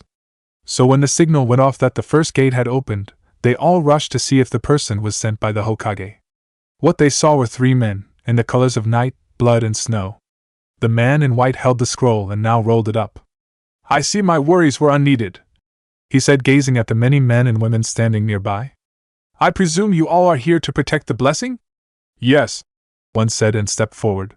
It was a middle-aged woman, tall and her hair black with snowy white strings in it. I'm Rinsei and the head of this temple. You are sent here by the third Hokage. Correct, Naruto said. He did not tell us what to expect though. Come here, we shall now hand over the blessing to you. She didn't appear to be the one to waste time with talking. Oh, the blessing was in fact a scroll. A small one that Rinsei handed over to Naruto. It seemed out of place in the large hall, such a small a thing in a grand room like this, with pillars supporting the roof and light streaming from somewhere they could not see, and the scroll had been resting on a glittering pillow. Naruto wondered if it was the light that made the fabric appear so. "Take good care of it," she said as Naruto took the small scroll from her hands, "and bring it safely to your leader." "We will," he said and sealed the blessing at an empty spot in one of his scrolls. Shikamaru and Gaara stood silently by his side. "I will warn you, there are people waiting for you to come out," Sensei said. "We know," Naruto said. "We'll take care of them. They desire the blessing, and will step over corpses to steal it." "Yes, and we will step over corpses to hand it over to Sarutobi-sama," he said. "We shall take our leave and bother you no more, Rinsei-san." A burden seemed to have lifted from her shoulders, and her aged face lost a few wrinkles. She seemed at peace, and Naruto inclined his head before they left the hall. 4 days later. Sarutobi. The man looked up to see Tsunade and Jiraiya enter the room. He laid down the scroll he was reading and said, "Is there something wrong, Tsunade? I haven't seen your 3 men around lately. Aren't they supposed to be back?" They saw the slight shift in his eyes, from friendly to guarded, a tiny bit of worry before being locked away. "Their mission is taking a little longer than I thought," he said and looked down at the scroll again. "I trust they always handle their missions with speed," Tsunade said. "Yes. How long have gone since they should have been back?" the woman said. Jiraiya stood silent, awaiting the former teacher's reply. Sarutobi dropped the scroll and sighed. 2 days, he spoke quietly. "They should have been back 2 days ago." 3 days earlier Naruto never thought he would actually wish to fight the Akatsuki again, but here he was, wishing just that. At least they were small in number. These guys were very annoying. He ran through the trees, feeling Gaara and Shikamaru nearby. They had been fighting nonstop since they came down from the mountain, and they were driven all over the place, unable to take a straight path back to Konoha. He hated the fact he didn't know how to teleport. They would not last forever. While new enemies poured in, they remained the same. Even Naruto and Gaara would be drained off chakra at this pace. There was only that much Kyuubi and Shikaka could give their hosts without starting to hurt their bodies physically. Naruto knew how that felt. He wasn't looking for a repeat of that. Blocking a kunai, he threw it back at its owner. A muffled sound told him it had hit the man, and a solid thud on the earthen floor confirmed it moments later. Gaara came up alongside of him. Sand filled the air, and Shikamaru ran up to them. "This isn't gonna end if we just try to cut a path to Konoha," he said. "We gotta face them and fight them." "How many are there?" Gaara asked. "I don't know," the brunette replied. "They keep popping up like fucking cockroaches. We'll find a clearing or the like, prepare our largest attacks and aim to take out as many as possible in single hits," Naruto said. "Otherwise we'll be running around like this for days to get rid of everyone. Troublesome." They came to the end of the forest, and entered a field with low grass and stopped there. Gaara kneeled down, placed his hands on the ground and waited. Shikamaru closed his eyes and the seams of his clothes seemed to vanish, making it impossible to tell what was clothes and what was shadow. Naruto made 5 seals in rapid motions, held off the 6th that would trigger it and looked around. They heard people coming, and soon they came from everywhere. Some wore hitayatesh, some didn't. All bore weapon of some sort, all prepared to die for that little scroll. Naruto wished it hadn't been invented. It wouldn't have given them this much trouble then. Present. 2 days ago? Where the hell are they then? "I don't know," Sarutobi said. "What they went to retrieve is wanted by others though. Attacks could have delayed them." "For 2 days? Tsunade said. "It has to be a hell of a lot of people to be able to slow shinobis down for 2 days. Sarutobi looked outside. So far they had normally returned before they had said they would. Now they were late, and he had not gotten a word as of why. Had something happened? Had they gotten into a trap? Had they been injured, maybe even killed? No. He was underestimating them now. They were strong, much stronger than most people he knew. They would make it. They just had some troubles they would have to go through before coming back. 3 days earlier bodies littered on the ground, some intact, some split into half, some splattered apart to millions of pieces, and entrails and blood colored the ground. Naruto was breathing hard. He could handle strong people. He could handle small fry even better. But to handle small fries with a dose of a relatively strong one in this kind of number? It took a lot out of him. He hadn't counted how many. But where one fell, at least 3 more showed up. They didn't hesitate. They weren't scared of dying. They had a mission, just like Naruto, Shikamaru and Gaara had. And they would let nothing stop them to finish that mission. Luckily, the three had appeared victorious of this one. Man, this is troublesome. He turned to look at Shikamaru, who had sweat pouring down his face. You didn't fight with full power, he said. Neither did you, jackass. Shikamaru panted and slowly stretched. Ow, my poor back, what happened? Dude jumped me. Feels like my spine is cracked. He leaned down again and focused on breathing. If it had cracked, you would have been dead by now. Naruto checked the spine nonetheless, but only found a couple of bruises due to the brunette's hissing. A moment later, Gaara appeared by their side, looking like he hadn't fought at all. He looked around as he said, I made a check over the area. More is coming, we better head for Konoha. How much time until they reach us? Few hours at the most. This was so not Naruto's day. President Tsunade greeted Team 7 as they returned from a C-ranked mission, smiling at them all despite her worry for the three shinobis.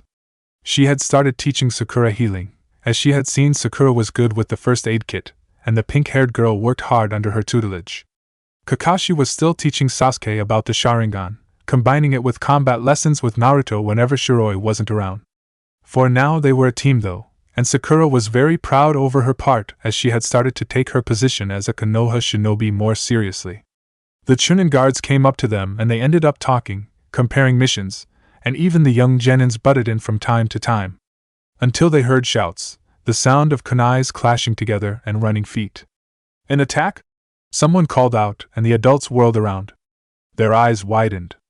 Akai came running at full speed, Kurwa's arms slung over his shoulders and the man trying to keep up but almost being dragged alongside the redhead. Behind them was Shiroi, his white coat splattered with old blood and his skin ghastly white due to bloodlust. Their chakra is running low, one guard called out. Look, they're being chased. At least 20 men and women were running after them. Kurwa could no longer run and collapsed, almost taking Akai with him. They saw the black-haired man's eyes had rolled up. He had lost consciousness. Shiroi-sama! Akai yelled. The man skidded to a halt, took one look at Kurwa and then he was speeding towards the pursuers. Shiroi-san! Tsunade screamed and began running as well. Kakashi and the two guards were not far behind. Naruto couldn't think clearly.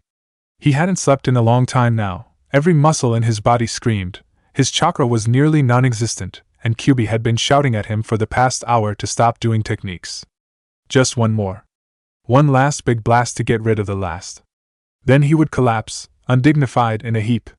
It wasn't like he hadn't done that before. Tuning out the fox's angry voice, Naruto was glad Kyuubi couldn't hurt him. Or well, the fox could, he could break the man's legs to make him stop running, or cut off his oxygen because by now Naruto was too weak to fight against the impressive red chakra. He vaguely heard Kyuubi beg, since when did he beg, to take the fox's chakra if he intended to fight more. But he didn't want to. He had the chakra in his hand at all time but Naruto preferred to fight without it. He fought with his own power, and seldom used the explosive power that Kyuubi consisted of. Seals were made. His heart was pounding frantically, and the air was pressed out of his lungs with hissing gasps. His legs barely held him up, and his arms were shaking. He stopped, brought one arm to chest height, hand straight out then sliced it through the air and yelled. Wind release, slicing hurricane! Kyuubi screamed at him, fucking idiot, are you a fucking idiot, I'm gonna fucking rip you apart, but by then Naruto had already blacked out. The wind howled, made them stop and throw their arms up to protect their faces, and lost in the hurricane was Gaara's voice, uncaring who heard him. Naruto! Once the wind had finally died down, and the powerful chakras pulsating calmed, they looked to survey the damage done. The enemy was gone. Literally. There were pieces on the ground. Blood colored the grass. Weapons lay strewn where they had fallen, some cut clean off due to the technique. Before the four could grasp what had happened, a red blur speed past them. Akai slid to a stop next to Shiroi, dropped to his knees and lifted the unconscious body. Shiroi-sama! Naruto didn't reply. Didn't move. Didn't do anything to calm Gaara's now racing heart. Shiroi-sama, open your eyes! Tsunade ran forward. Her hands were already glowing green before she had come to a stop and she ran them over the blonde's body. Chakra exhaustion, he's practically empty, blood loss, quite heavily so, no injuries I can spot. How did he lose the blood? Akai didn't answer, he just held Shiroi tightly to him. Get yourself together! Tsunade snapped. Red eyes looked up at her, and for a moment she swore they were sea green. Then it was gone and Akai was rising with Shiroi in his arms, his eyes cold, and he walked away. Don't move him around! You could kill him! Tsunade reached out, an inch or so from Naruto's leg when Akai whirled around and screamed. Don't touch him! The redhead moved back, cradled his friend and swallowed. Tsunade saw anger in his eyes. Don't touch him, Gaara repeated. What's wrong? She said. Why don't you want me to help him? You respect him, don't you? Why are you letting him continue to hurt? There's nothing you can do, Akai said. We take care of each other. We don't need anyone else. Kurwa had managed to get up and limped over. He clearly was in pain but walked all the same. Akai's protective over Shiroi-sama, he said with a slight smile to Tsunade. Don't get offended by it. He needs medical attention, Tsunade said. Or at least being observed for the night so he doesn't die due to chakra exhaustion. Kurwa lay a hand on top of Akai's and whispered softly, too softly to be heard. Gaara, come on, she's right. Naruto needs her. She won't hurt him, and you know that. The redhead looked over at Shikamaru, who nodded. Come on, he said and jerked his head towards the village. Let's get Shiroi-sama to the hospital. No doubt he'll be back to be his sour self by the morning. Gaara stared at the brunette for a moment, then slowly nodded. Tsunade sighed in relief, and followed the two. Then she remembered the scene and turned around. Kakashi was already waving her away. We'll take care of it, he said. Don't worry about it. Just tell my team to go home. She nodded and walked back to the village. Gaara refused to be checked over and stood by Naruto's bedside once the man was settled in. Tsunade entered, helping Kurwa to limp inside. What on earth happened to you guys? She asked as the man slid down on a chair with a satisfied groan. Too many fucking people, Kurwa muttered. How many were they? 100? 200? Most likely 300 or the like, Gaara said quietly and touched Naruto's arm. We didn't get to rest. Yeah, we ran for 3 days straight. My legs are gonna hate me for the next 2 weeks. 3 days straight? Then it means you haven't slept. You should go home and get some rest, she insisted. We're staying with Shiroi-sama, Shikamaru said firmly. Want us to sleep, then get us beds. Although Akai here won't sleep until Shiroi-sama wakes up again.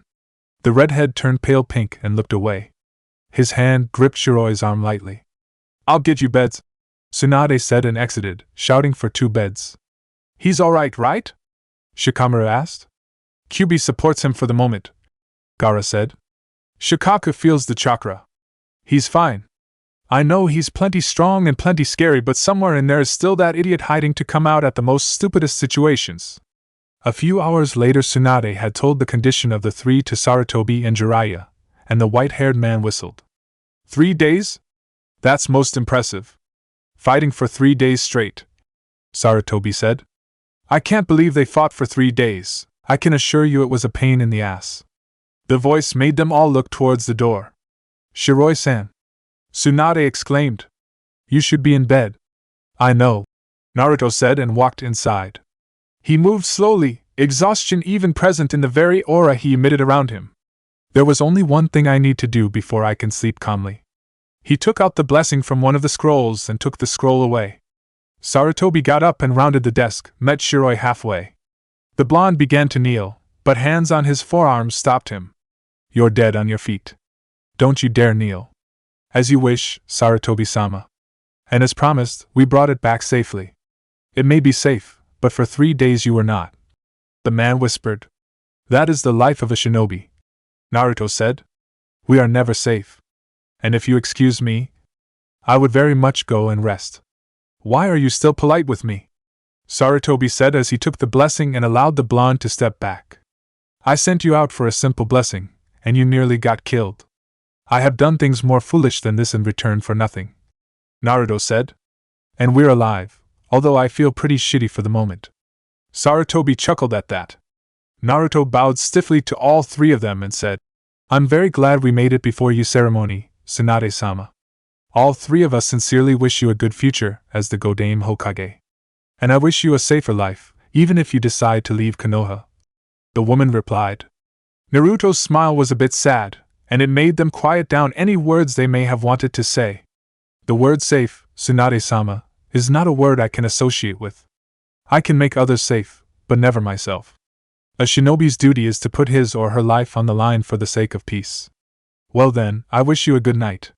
He was then gone. Chapter 13.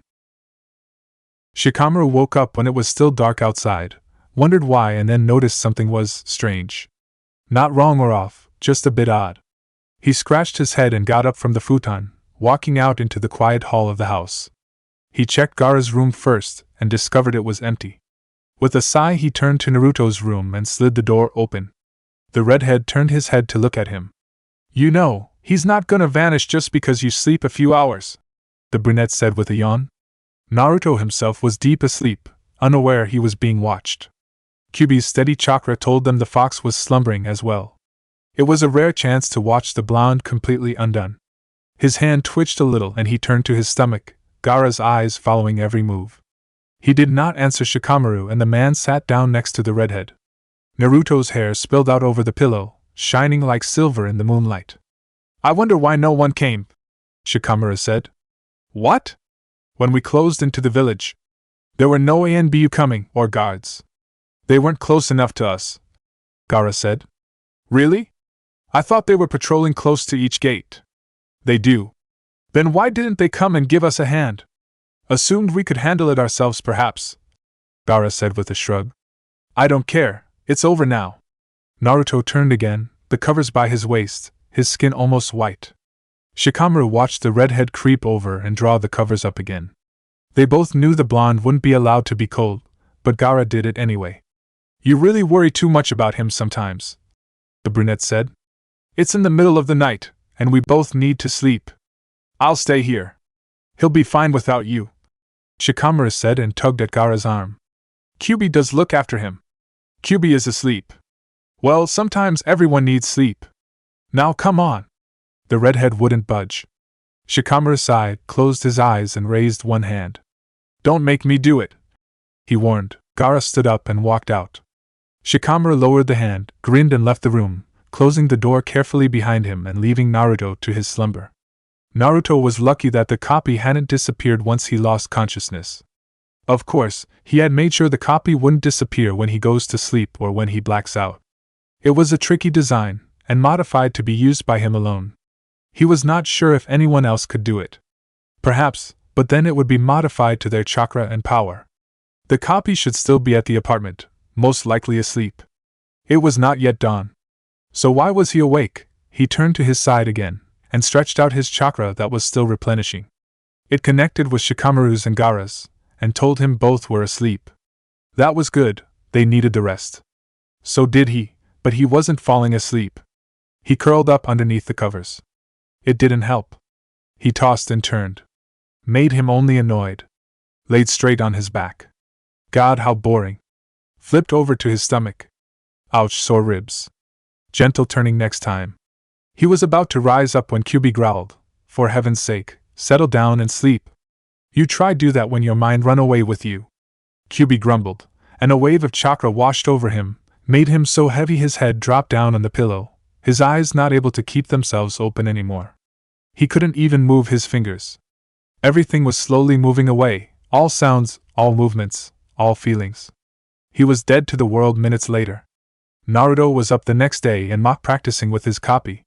Kakashi had asked him to be able to train them as a team after that for a few weeks, and he didn't mind that. Mostly it would be his copy there, but he was going to spend some time with Team 7 as well. Someone was closing in. He turned his head. Hinata stepped closer. Shiroi-san? She said timidly. She was dressed in her normal clothes and was probably going to meet up with her team soon. Yes? He said. She bowed to him and said, I know this is late, but I wish to thank you for saving my life at the exams. I don't remember much, but father said you protected me. You are a member of this village, and at Kunoichi I have a feeling will do many great deeds. Shiroi replied. You need not to thank me. I still do, Hinata said and straightened. Her gaze settled on the copy Naruto, who was practicing using chakra to make kunais and small shurikens hit the tree trunk with more force. Naruto-kun is training hard. Indeed he is. But you do as well, don't you?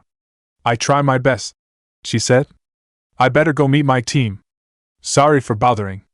She ran across the clearing into the forest, into the direction where her team was. Naruto looked up at the Hokage tower, feeling rather confined within the masses of people. Yet he stood still, flanked by Shikamaru and Gaara. Good thing we made it to the ceremony, the redhead said. Says you, the crowd is killing me. Shikamaru groaned. Weakling, Naruto muttered. What about you? You hate it too, right? Admit it. I'm more of a silent sufferer, the blonde said. Yeah, right, the brunette muttered. The crowds were excited around them. A new Hokage would take over and give Sarutobi the rest he so dearly needed. The people were happy, the shinobis were happy too, for Sarutobi's sake. He was too old to fight, and everyone knew that. Some wondered though what would happen now with the 3 personal shinobi the third had. Some said they were going to remain with him, while others believed they had managed to be convinced to serve Tsunade. A few said maybe they would leave. Naruto let them think whatever they wanted to. For now he knew he was going to stay. He also knew while Gaara and Shikamaru could leave whenever they wanted, they would most likely stay with him. Not because they were a team, but because they were friends. A cheer that rose made him wake up, and his eyes narrowed as he stared up at the tower. He saw Tsunade with the Hokage's cloak and hat on. She was grinning. Jiraiya was standing a bit away from her along with Sarutobi, who now wore a simple robe. He looked more relaxed. Free from paperwork, finally. Being a Hokage when it was peace meant paperwork after paperwork. Naruto used to wonder how he had thought as a kid, fully well knowing the leaders of the villages didn't do much but sit in their office when it was peacetime. He would have gone stir-crazy within 15 minutes. He was never good at sitting still. Shikamaru joined the cheer. Gaara didn't. Naruto gave a grin to his red-headed friend, looking a lot like his kid self, then pumped out a fist and shouted, "Go for it, Tsunade!" He wasn't sure if she heard him. He didn't care. Shouting it so he heard it felt good enough. Gaara and Shikamaru looked up in surprise as Naruto suddenly stood up from the table. "Naruto?" the redhead asked. The blonde's eyes were a bit wild, and they both wondered just what he could sense, and they couldn't. "We have company. I'll go and greet them, and stop them from killing someone." He was gone in the next moment before any of them could reply. They looked at each other. "Maybe it was," Shikamaru said, then trailed off. Gaara turned back to his scroll and said, "Naruto will handle them. He'll tell us when he gets back." Meanwhile, Naruto was running at full speed, following the chakra.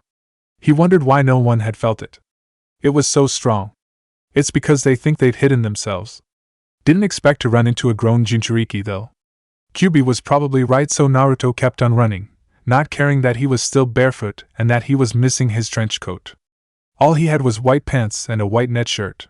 He didn't have any weapons with him, or his scrolls. He would have to make it without them then. It's not like that will be a problem. "Oh my, is that sarcasm I'm hearing?" "Oh, shut it, you freaking brat." Naruto grinned and speed past people and shinobis to get to his destination. Once he came closer, his grin widened before he got his facial muscles under control. He kept his speed though. He really wanted to get there before Kakashi got hurt. Kakashi swore as he gained his balance back. Asuma and Kurenai were behind him, waiting for a fight to break out.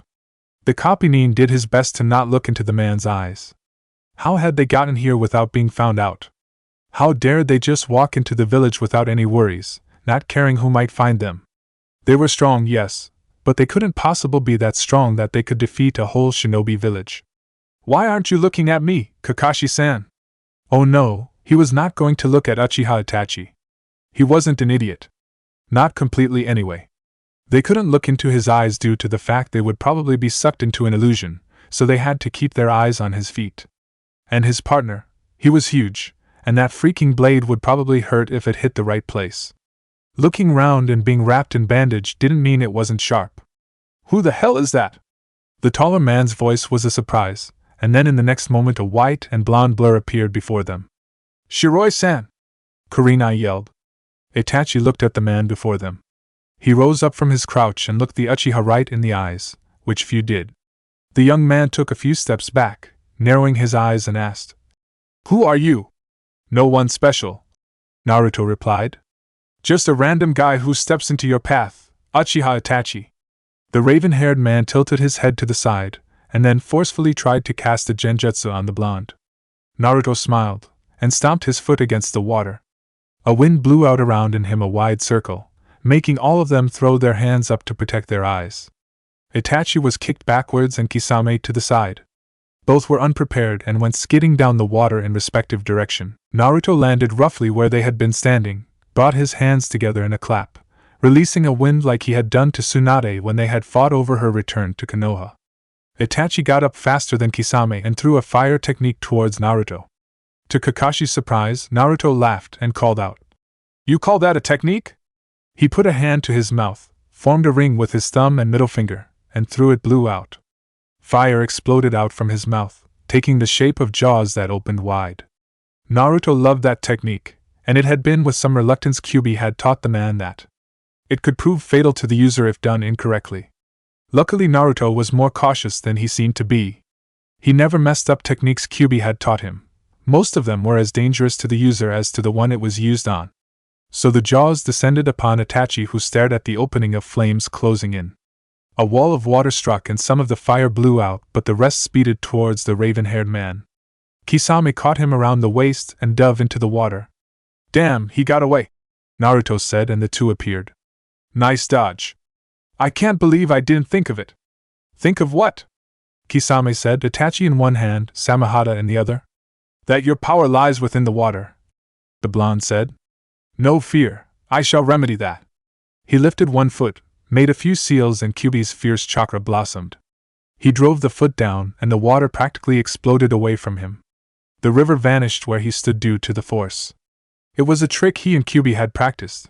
The usage of the fox's chakra was enough to drive away natural resources with the right technique, and in this case it was the water Naruto wanted gone for a bit. Kisame yelped in surprise as the water disappeared underneath his feet as well, leaving the bottom bare. The river now had a hole in it, the water being driven away from them for the next few moments. Naruto grinned. More than enough. With a light step he was by them. Kisame reared back. Naruto himself looked at Itachi and said, "I know what really happened that night, Itachi-san." Itachi froze, staring into the blue eyes before him. They seemed to swirl, and for a moment the raven-haired man saw something. He saw something, and Kisame could feel him shake in his grip. With a roar he brought down Samehada, but Naruto dodged. He looked back. The wall of water left Kurenai, Asuma, and Kakashi sightless. He turned back to the shark-like man and said, "Your partner is out of this fight. I won't pursue if you choose to retreat." Kisame hesitated only for a second, only long enough to see the blonde was telling the truth. Then Samehada was on his back and Itachi in his arms. "We'll be back," he said, and then he was gone. "I know that already," Naruto whispered, and disappeared before the three Konoha shinobis could catch sight of him. Shikamaru and Gaara barely reacted when he returned to the table and sat down. Then Gaara looked underneath the table and said, "Your feet are wet." "I know, I lost focus for a moment and sank down for a bit," Naruto said. "No biggie." "Who was it?" "Itachi and Kisame." "Oh." Both Gaara and Shikamaru said. Then Gaara continued, "Did you tell them?" "No," the blonde said. "I kinda made Itachi stop fighting and I told Kisame to get away. He actually listened." "Someone who saw you let them go?" "No, but Kurenai, Asuma, and Kakashi were there." "Will you tell them you let them go?" Naruto looked up at the redhead and shook his head. "They got away." "How is that supposed to work?" "You're faster than Kisame. Lucky shot to my head or something." "With what?" Shikamaru asked. "Samehada?" "Ugh, that thing," the brunette said with a shudder. "It's fucking scary." "Shouldn't you have a mark for that later?" Gaara asked. "You can make one on me if you'd like." "Great brat. You just asked Sabaka no Gaara to hurt you. I'm so not gonna heal you, it's just a hit to the head. Have you ever heard if he knows the word limit? I sure haven't. Stop complaining, it's my body. Yeah, and I live in it too, idiot. Don't be so picky. Naruto tilted his head to the side. Sasuke was getting really good at kunai throwing. He was precise, and hated missing the mark. But what Kakashi hadn't introduced yet was to hit the target dead-on while fighting someone, or avoiding someone. The blonde guessed that was the blonde's mission today, annoy Sasuke as much as possible when he tried to hit the target. "Naruto? You ready?" He jumped up and nodded. Sasuke knew what was coming and plucked out the kunais from the tree trunk. Sakura wasn't with them today, she was with Tsunade to get her first lesson in healing. She had started interesting herself for that when Tsunade first arrived. The woman was widely known for her healing skills. It was good Tsunade had taken Sakura under her wings. For all annoyance she had been when she was young, it had grown away from her the older Sakura got, and she ended up being rather nice. Naruto guessed he and Shikamaru just like holding a grudge against her. You're acting like a brat. Naruto did not answer the fox and instead got ready to start. Sasuke did as well. Kakashi looked between the two and then called out, "Start!" While the two boys sparred with each other, with Sasuke trying to hit the tree trunk as well, Kakashi sat down and watched the two. It had been a while since he had the chance to train all in his team. They had had Sakura with them the day before, but from now on she would be rather busy with Tsunade's teaching and Sasuke still needed to learn more of the Sharingan. That left Naruto. Kakashi had no idea how long Shiroi would remain in the village, but he hoped he would stay as long as Naruto needed him. He was good at what he was doing. Sasuke hit the ground and Naruto jumped away. The raven-haired had managed to hit the trunk 4 times, but there was a lot of kunai that had missed it. He rose up, spit out some blood and felt his cheek where Naruto had kicked him. "Sorry," the blonde called from where he was seated on a branch. "It's okay," Sasuke called back. "I'm out of kunai. I'm going to get the ones I missed with." "Sure." The spar briefly stopped as the boy collected the kunai, and Naruto watching him from above. The blonde had been keeping him pretty busy.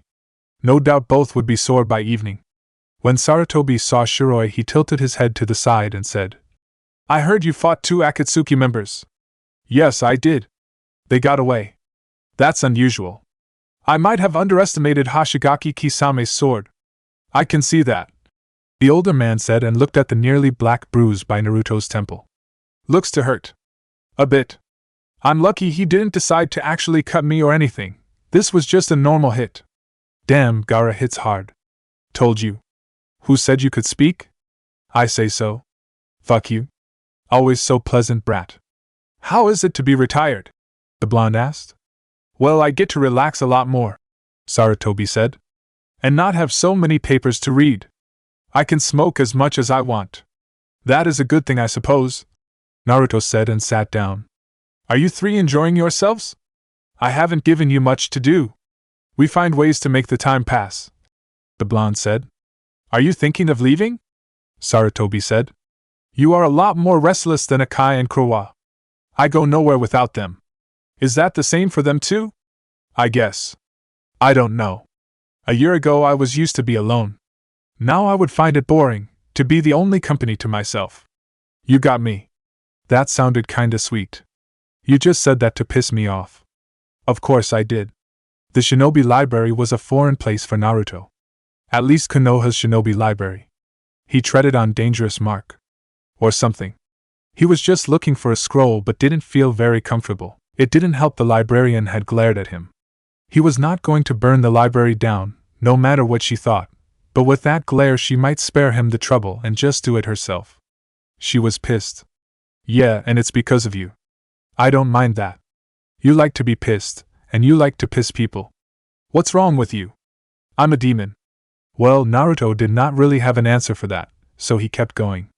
And so he stumbled over Sakura where she sat and studied a thick scroll. Probably Tsunade who sent her down. He saw something medical on the script and prepared to move on. "Naruto?" He looked back at her. "Hi. You look busy, didn't want to interrupt you." "It's okay," she said. "Even my brain need a break from this thing." She gestured to the scroll. "It's tough?" he asked and looked down. He never bothered to learn healing chakra. If he really needed to heal someone, Kyubi would aid him. The demon wouldn't like it, but he would help. Although at some times, by the time Naruto was there, it was already too late. He pushed that away and looked up at the pink-haired girl. "It's rather hard, yes," she said. "You need to focus a lot, and your chakra to be stable. Why are you here, by the way?" "I was looking for something." "Yeah? Yeah, some basic taijutsu scrolls," he half-lied. It was about taijutsu, but it wasn't exactly the basic. "Enju wanted to read some." "Your friend?" "Yeah. He wanted to know a little." Half-lie again.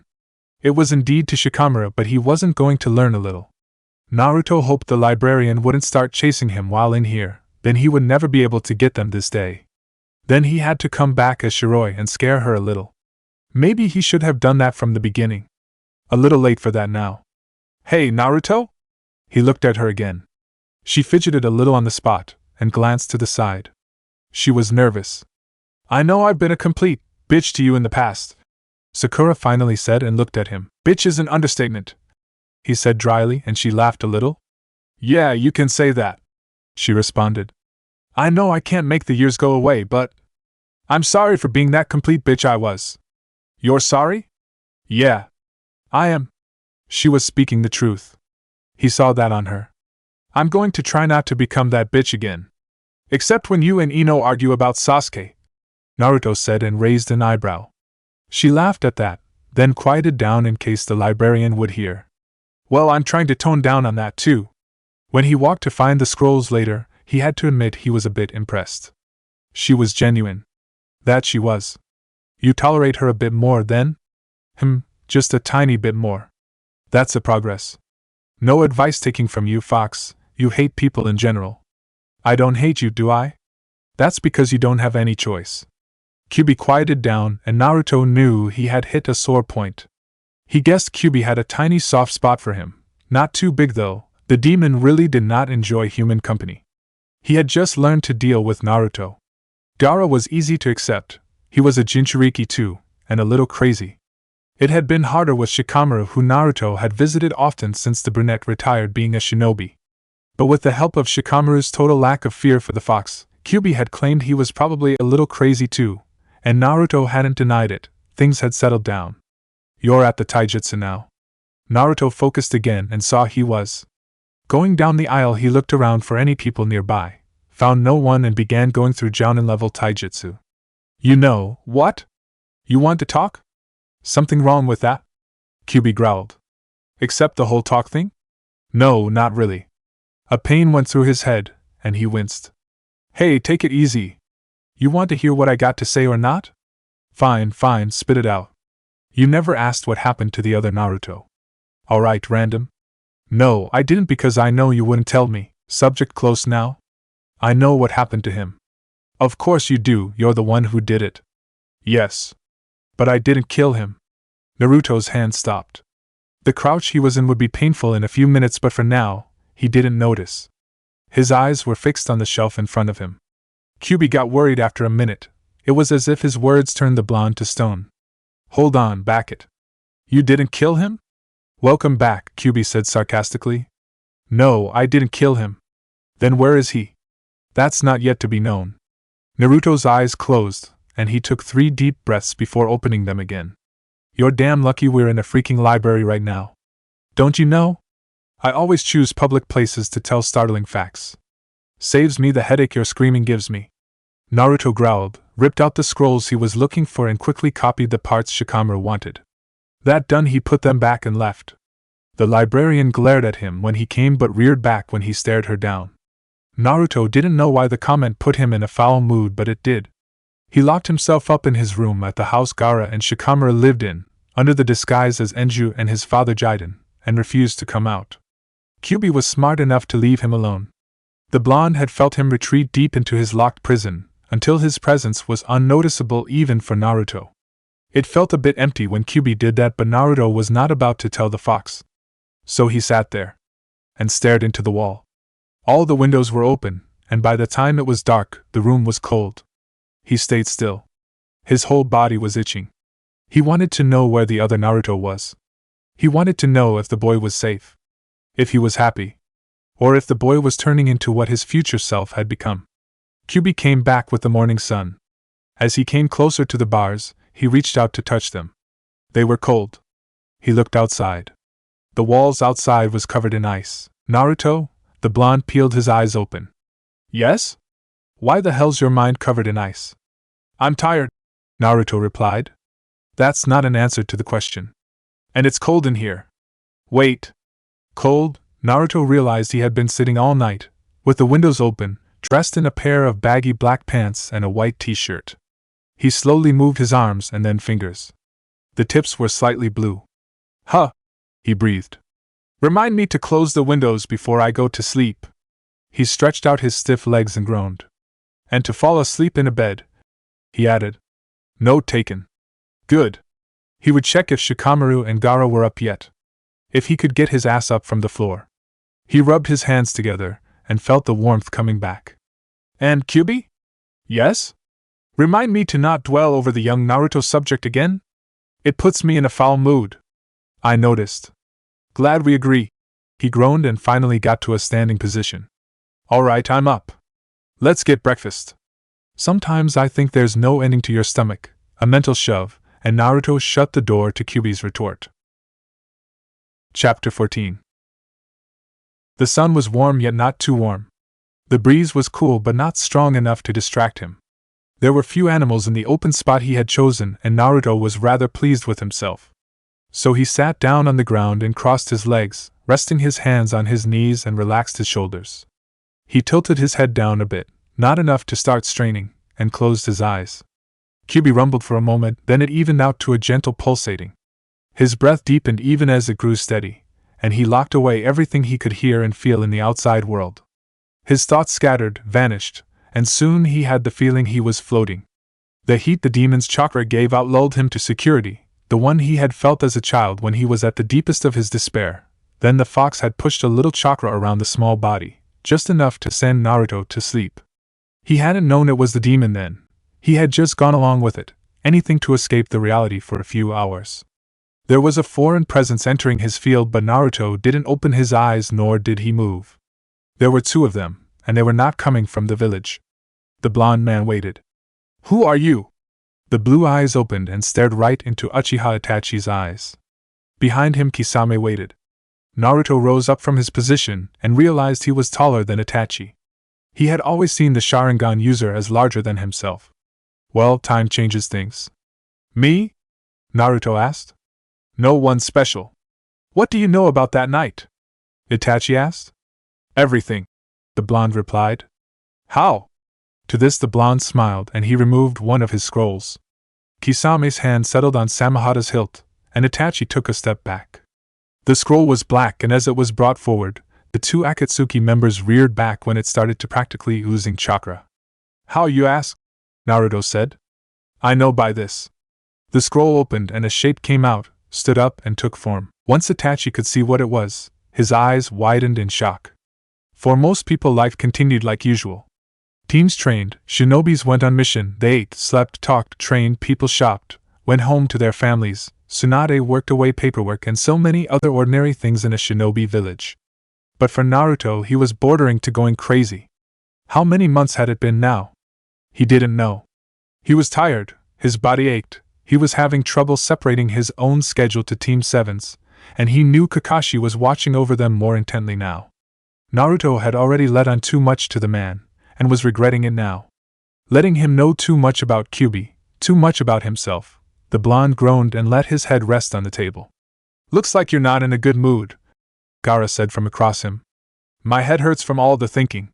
Yeah, you had that problem as a kid too. I want to be that kid now.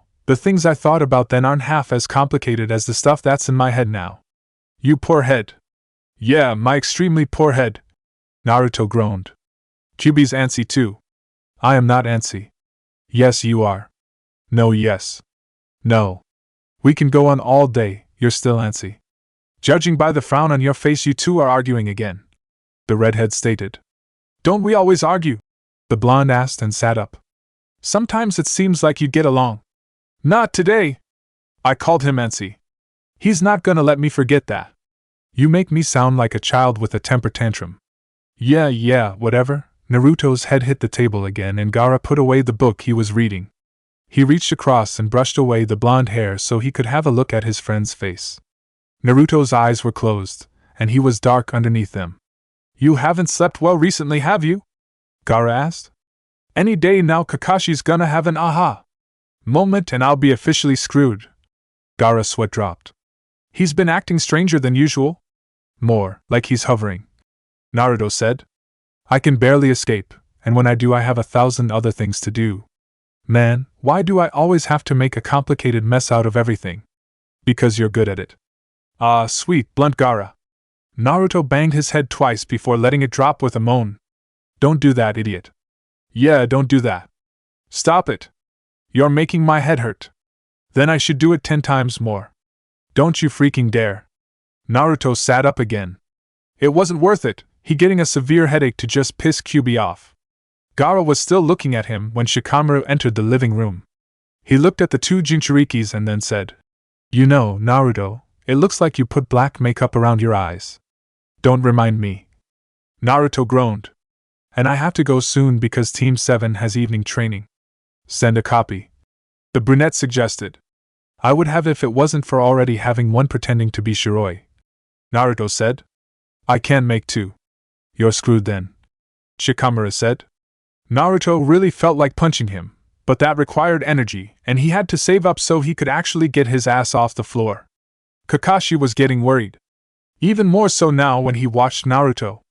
Sasuke and Sakura were sparring and the blonde was looking on. Normally all three would have been sparring with each other, making it more challenging, but the blonde was so sloppy and careless the man was worried he might get hurt for real. So he had ordered Naruto to the side and told him to rest. The kid didn't look too good. His eyes were tired. He moved more slowly, and Kakashi cringed when he thought Naruto looked to be in pain. Pain of what? Too much training? A concealed injury? Why was he so tired? Most importantly, just how much was he hiding away from everyone? The copy Nin's eyes strayed over to Naruto again. The boy was barely following with his two teammates sparring. He appeared to be almost dozing. For some reason, Kakashi hadn't the heart to go wake him up. It was only when Sasuke and Sakura were on the other side of the field sparring that Kakashi went to where Naruto was. He crouched down, and the blonde's eyes opened. I'm sorry, Kakashi-sensei, the boy said and straightened up. I didn't sleep well last night. Why not? I just laid up thinking. The man in disguise lied. By the time I got tired it was barely any time left to sleep. Well, you better get to bed earlier tonight then. Yeah. Only then I'll think of something else, and the cycle repeats. I will knock you out if you try to stray from sleep. Why thank you, Kyuubi, that sounded almost nice of you. Don't expect it to become regular, freak. Naruto didn't answer. His eyes went back to watch Sakura and Sasuke. Sakura's getting better. Yeah, Kakashi said. Slowly but steady. Better slowly than never. Well, he couldn't argue with the kid there.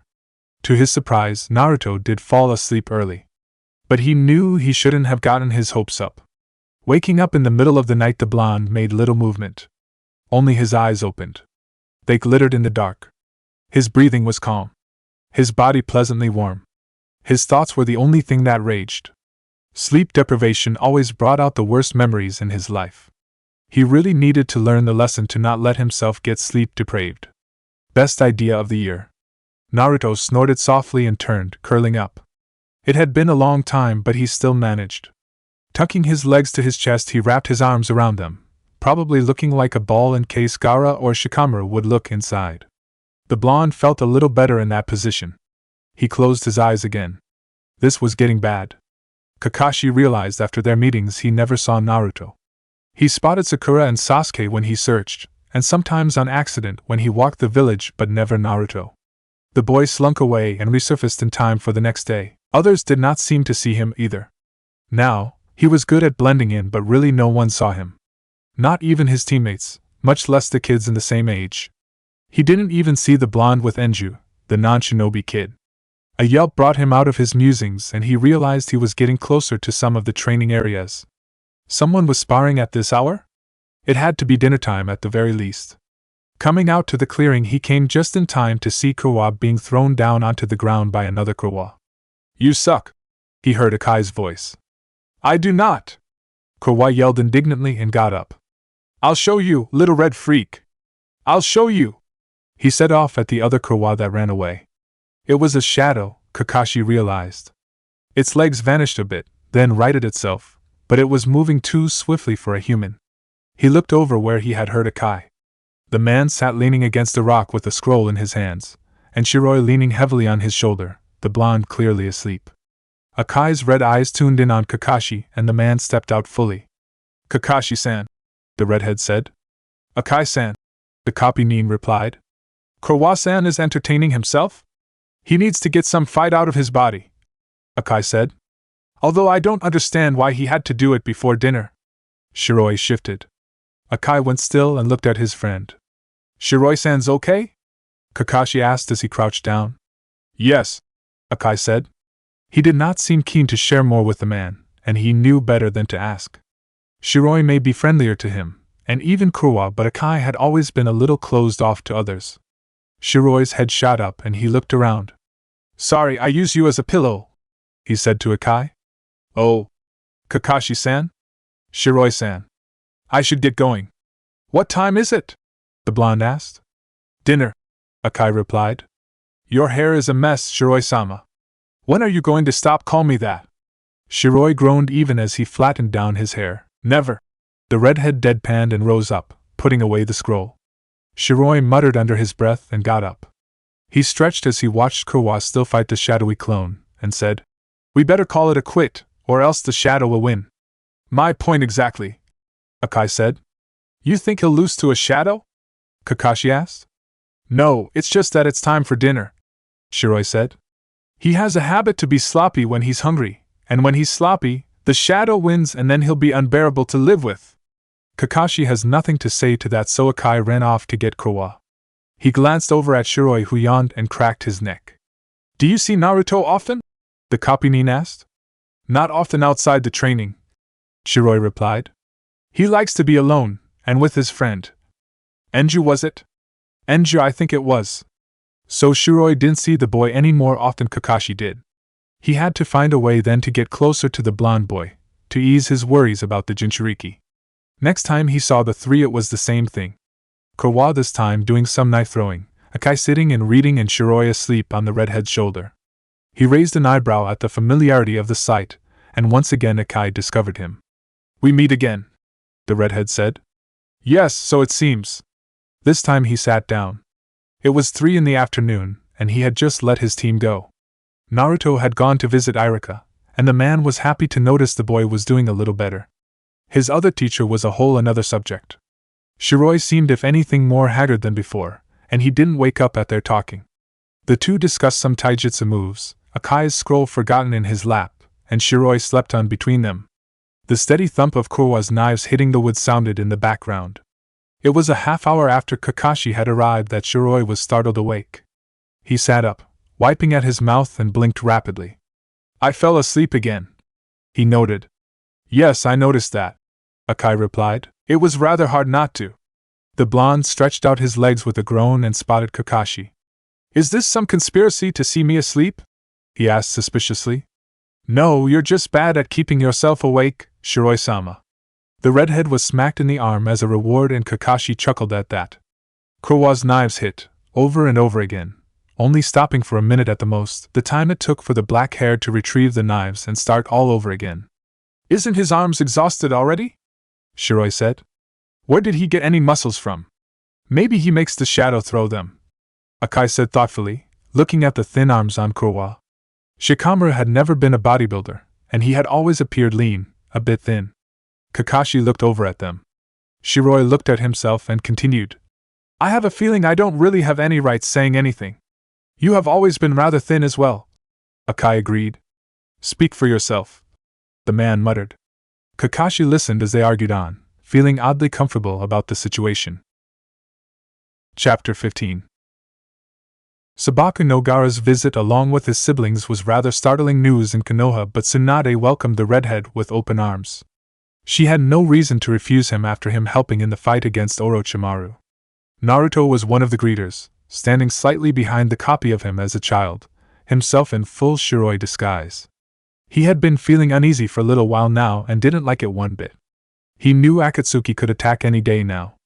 Itachi and Kisame had told him that much when they met, and hoped he would be able to prepare before they came. If Madara came with the rest of the group though, he would be having some trouble. We'll kick his ass.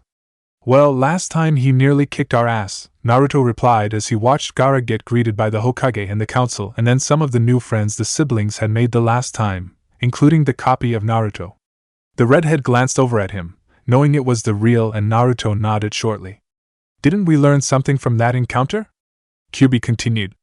Beside, don't piss of Kyubi and that Madara is a really sore loser?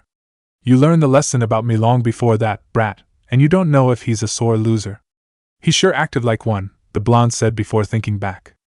Well, I did learn to not let him get too close unless I knew what the hell he was going to do. That was really hard, by the way. You were too slow, you lazy runt. I'm faster now, he protested as he jumped up on a nearby roof, knowing his copy would alert him if anything happened around him and Gaara. 2 Jinchurikis in one place might be too much to resist. One of his scrolls warmed, and he put a calming hand on it. Soon, he thought. Soon you'll be out and fighting, just like old times. Red eyes seemed to pierce through him even though they weren't even there, and Kyubi muttered, freaking brat too strong for his own good. Kyubi, be nice. I don't do nice. Alright, can you lessen your attitude a little bit? I think it might become a problem. You think? Naruto groaned in spite of himself. I don't want to hear you using a dialect, Kyubi. Your menacing growl is quite fine enough. Kyubi muttered something but didn't continue, and slowly the warmth faded away.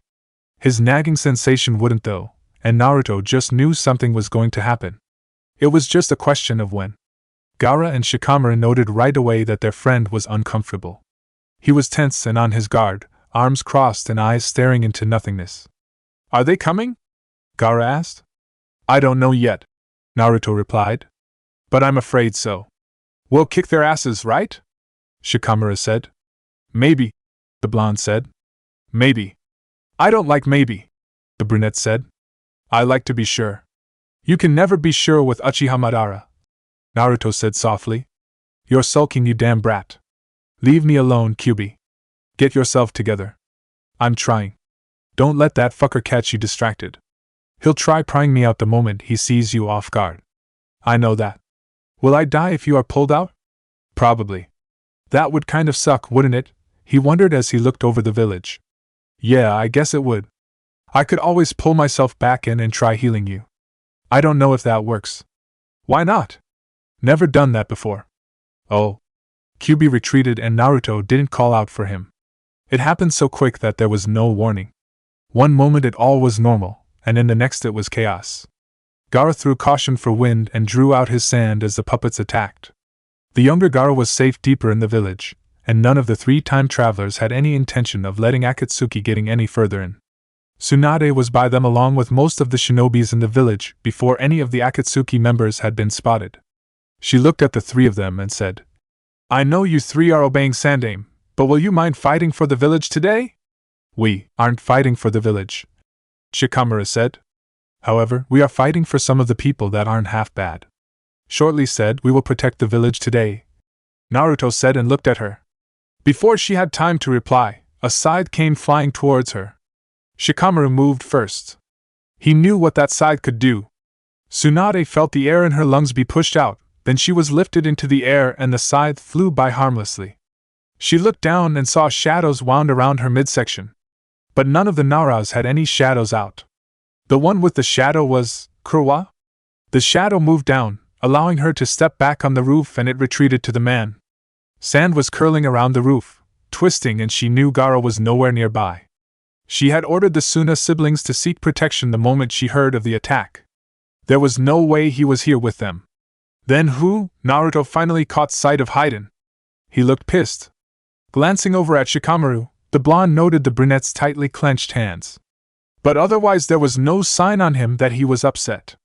Shikamaru did have good control over his emotions when it mattered. That was good. The Akatsuki member had killed people Shikamaru knew, but there was no use in getting upset over that. It would only lead to mistakes. Alright. Let's do this. Shikamaru and Gaara glanced over at him. They'll figure us out, Shikamaru said, his voice echoing in Naruto's head before his eyes shifted over to Tsunade and the others. Well, we can't hide forever. Agreed, was all Gaara had to say. Alright then, let's go. Shikamaru jumped down with a shout and Gaara followed. Where are you going? Tsunade shouted. We follow our own rules, Tsunadeheim, Naruto said and looked at her. So we won't wait for your orders. With that he jumped after them. How long until they figured it out? By the time Gaara was falling back in old habits, in his usual techniques? By the time Shikamaru used a Nara-based technique? They would never be so dense they would let that slip past them even in a battle. The 3 would get discovered, and Naruto hoped it wouldn't turn out to be too distracting. He felt Itachi and Kisame nearby. They were probably trying to prevent the attack, or just keeping away from it. Chakra began to leak out, but this time he didn't bother calming it down. They would get their time soon enough. The Akatsuki must have realized there was no point in hiding, and within a moment the area outside of Konoha was turned into a battlefield. Naruto dodged Sasori's puppets, cursing he didn't know that much about the traps the red-headed Akatsuki member could have. Gaara knew more, as Kankuro had told him, so the blonde entrusted the other Jinchuriki to take care of the puppeteer. He entrusted everyone else in others' hands, focusing on getting to Madara. He didn't have to. The man was suddenly before him and Naruto came to a stop. He didn't move 1 inch closer, staying crouched down. Kyubi was rumbling just underneath the surface. You look to be in quite a hurry. Were you by chance looking for me? Thanks to you I didn't have to search very hard, Naruto replied. Who are you? The blonde just shrugged in reply and slapped his hands together. The wind made Madara throw up his arms, and then the white-dressed man was gone. The Uchiha looked around, and then blocked Naruto's leg from hitting his head. Good one, Madara said. Not good enough if you could see through it. Naruto got down on the ground on his hands, swung his lower body around, bringing his other leg right into Madara's midsection. He flipped to his feet again and jumped away a bit. Madara looked up and said, You got good comebacks. Yeah, one of my few good traits. Shouldn't that be one of the worst ones? Not when you're a shinobi. Madara looked at the man closely. For a moment his eyes slid to the side, as if he was talking to someone. Then the sharp blueness came back on him. For some reason, though, it didn't feel like the blonde had stopped watching him in the first place.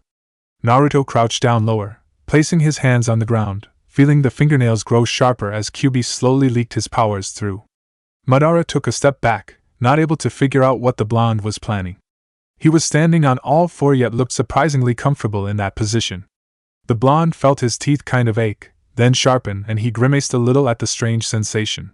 Behind the mask, Madara's eye widened a bit, seeing the sharp canine teeth in a human's mouth. Who are you? He asked again. No one of interest, Naruto replied and charged. Tsunade's brain was working overtime even as she fought. If she just had a single moment of calm, she knew she would figure it out. Shiroi wasn't nearby. Last she had seen him he had run for the leader of the Akatsuki. Kurwa and Akai both fought near her, but there was something about them that wasn't right. She didn't know what their specialty was, but Kurwa had used shadow. That was basic Nara, and she hadn't heard of anyone beside them being able to manipulate shadow that way. However, Shikaka didn't seem to know the man. And if she hadn't been mistaken, Akai had definitely torn up sand from the ground with a wave of his hand. The only one she knew of that could use sand that easily was Gaara, but he was in the village. Her thoughts were interrupted as someone was thrown into the wall that protected Konoha. Dust shot up in the air, and she jumped away. There's no freaking way I can keep this fucking show up on the road for much longer. Both Kurwa and Akai turned, hearing the blonde scream. Shiroi tore through the dust, glaring over at Madara, and brought out a scroll. The game's up! He shouted over to the two others. You sure? Kurwa said. They might just hate us for not telling. I don't give a flying fuck what they think. Liar. Shut up. I'm not gonna lose just cause I can't use whatever techniques I want. What the hell are you talking about? Tsunade shouted. She was amazed the battles just had stopped the moment the blonde started shouting. Huh. Kurwa straightened up, glancing over at his opponent to make sure he wasn't attacking. Means I can drop the disguise? Yeah. The black-dressed man dragged his hands through his hair, and it turned a deep brown in front of their eyes. He gathered it up in a high ponytail, and all of a sudden he looked a lot like Nara Shikaku. Just younger, wait a minute, younger than Shikaku. Tsunade's eyes widened. Feels good to look like normal again. Don't be so loud, Shikamaru. The now brunette grinned at the blonde and replied. Don't be so damn cocky, Naruto. That's never suited you anyway. The moment their names were said, Tsunade could see it. Shikamaru was like someone between Shikaku's and the other Shikamaru's age. And Naruto, that blonde hair was as obvious as the sun, but she hadn't even thought about it before. He just seemed so different from the small Naruto. Or did he? Naruto felt lighter now, and rolled up the scroll. He didn't care if anyone was in shock. He was going to fight, damn it. So you're Uzumaki Naruto? Madara asked. Yep, he said. Should I aim for you or the younger one? Me, I suppose, cause the only Kyubi that's here is right here. He pointed at himself. What do you mean? The chibi Naruto that's been running around? the blonde said with a shrug. That's been me all along. Dunno where's the kid is. Kyubi likes to be secretive, and he hates competition, so he got rid of this time's Kyubi. Kakashi thought his heart was going to burst, it beat that quickly. He was staring at the blonde's back. All this time, the one he had been with was this man, not a child. All this time, all he had taught, this Naruto had already known it? Just played along? For what? Strangely enough, he didn't feel betrayed, only confused. Shall we end the chatting and go on with the fighting? Such a fun spoiler, Gaara, Naruto said with a laugh. I sense sarcasm in your words, Gaara said as he walked forward, his gourd finally coming back to rest on his back, his eyes returning to the green Shikamaru and Naruto was used to, and then the sand removed itself from his forehead, where it had been hiding his tattoo.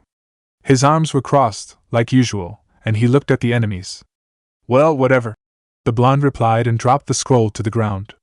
It began to vibrate. Can I ask you something, Madara-san? What? The Uchiha said. Where's Itachi-san and Kisame-san? The man said nothing. Naruto's grin got wider, and it began to resemble the one he used to have on his face when he was young. Of course, you wouldn't want to admit they left, he said cheerfully. I get a score on that one, right? What do you mean? Didn't you know already? I thought you figured out everything before anyone could, Naruto said. But Itachi and Kisame have been with me for a while now. As one cue, the two jumped down from wherever they had been hiding and stood up. Kisame held the hilt of Samahata, ready to draw the sword out at a moment's notice. Itachi's eyes were already swirling at full Sharingan mode. Naruto hoped he didn't have to bring out the ultimate one.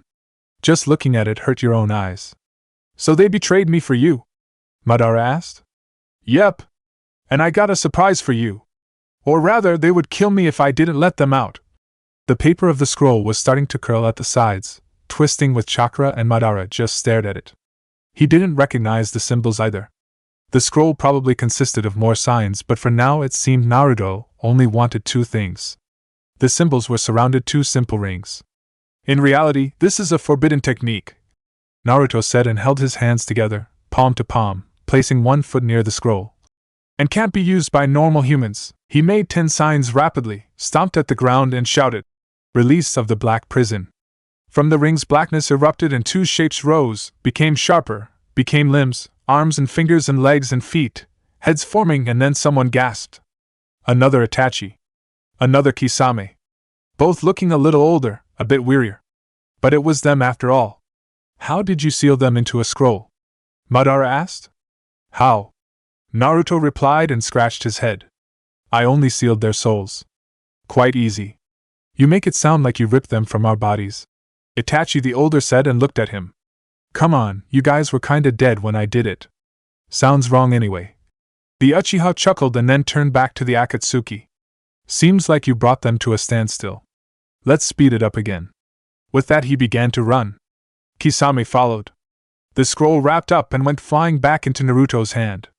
He tucked it away, looked at first Shikamaru, then Gaara, and then said, Well then, I'll be getting back to Madara-san. Don't go and die. Right back at ya, Shikamaru said. HN was all Gaara had to say before he returned to his opponent, Sasori. Naruto didn't look back at the others. He wasn't sure what their expressions was, but whatever they were, he didn't have time to look at them. He just had to hang on to life if he wanted to know what the shinobis of Konoha now felt about him and the other two. Summoning dead people maybe wasn't the best way to get on their good side, but it had been a long time since he even tried making anyone happy. Madara was aware of who he was now. Naruto couldn't afford getting close. If he did, he was pretty much screwed. He didn't know how many techniques Madara had to tear out a biju, but he wasn't about to let the man test any theory out.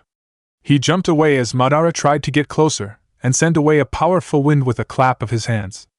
With a twist, another scroll was brought out, and a moment later he held the scythe in his hands. He slid across the earthen surface before coming to a stop, holding the scythe up. Madara stopped. Such a clumsy weapon, and yet you brought it out? The man questioned. I like clumsy. Sounds like how I used to be. With one great swing of his arm, Naruto sent the scythe whirling towards the man. The moment he let go of it, and it began to spin, a second blade appeared on the other end, and so far it was only Naruto who knew the blades were sharp on both edges, like a dagger. Madara managed to dodge it, and Naruto snapped his fingers. The scythe came back and he caught it. Impressive, the Uchiha praised. But not good enough. Naruto, behind, the blonde whirled around and Madara's hand was cut by the blade. Both jumped away. Naruto couldn't hear anything beyond them. He knew others were battling just nearby, could probably see them too, but he was focused on Madara alone. Getting distracted even for a moment could turn fatal with this guy. He dismissed the scythe and a Rasengan began to swirl around at the palm of his left hand. It had been some time since he used it, but he still remembered how to create it with one hand only. The hair on Madara's arms began to rise. He was getting chills. Naruto could see on him the man was uncomfortable, and was very happy over that. He had worked hard in the past to upgrade the Rasengan to higher levels. This was one of them. The very highest he had gotten up to.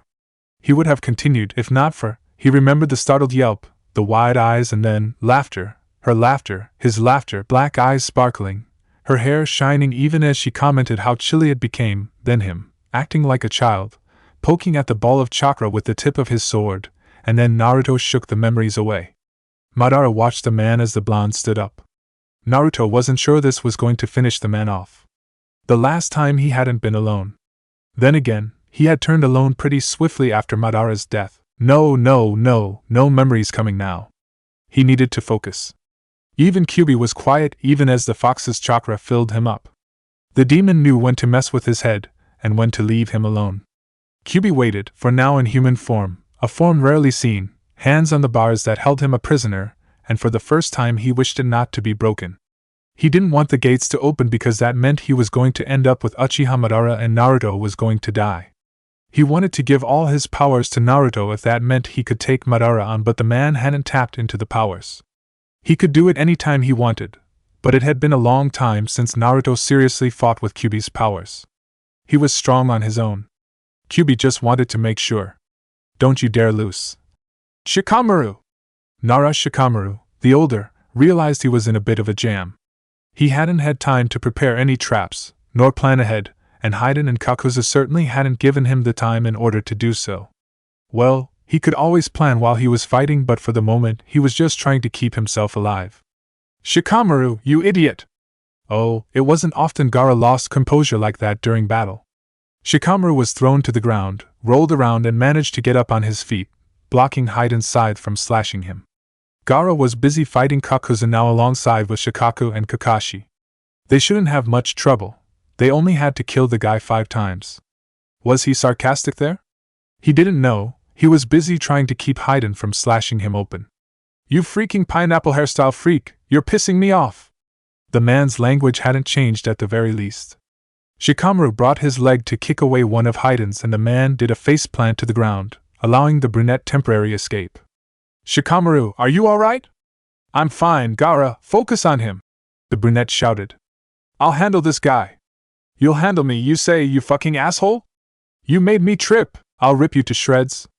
Haiden came at full force, and punched Shikamaru right in the face. Then a knee into his stomach. A leg on his hip. Hits and kicks made the brunette's body ache and scream. The scream grew louder and louder, it wasn't the body, it was that thing, it was screaming, so loudly, it was screaming so loudly. Kill him! Kill him! Kill him! Kill him! Kill him! Shikamaru crashed to the ground, and a roar tore up from his throat even as dust settled around him. Gaara whirled around just in time to see shadows twist around, in the air and on the ground. He stood still, eyes wide, staring at the spot. Then he slowly looked at Haiden, who had fallen down when he had thrown the brunette away. Now you've done it, Gaara said. His voice wavered a bit. Shikaku and Kakashi glanced over at him. There wasn't much they really knew about Sabaku no Gaara, especially the older one, but that his voice could waver was not something they had imagined. What? What the fuck did I do? Haiden screamed even as Kakuzu hauled him up. Well, I do have a demon in me, and so has Naruto, Gaara said. The reason that Shikamaru's with us is because he asked for our help. And after that we enjoyed each other's company, so he hung around. But mainly it was for help. Why? This is a good feeling. The voice startled them, and Gaara swallowed before glancing to the side, to where Shikamaru had been thrown. Shikaku gasped. Shadows licked the entire body of Nara Shikamaru.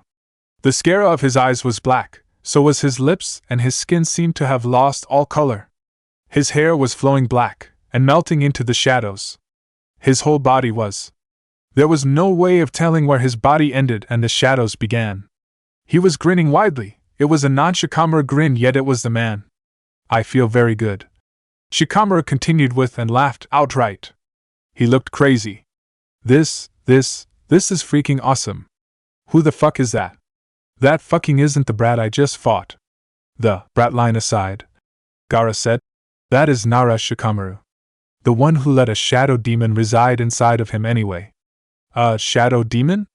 Shikaka managed. I've never heard of anything like that.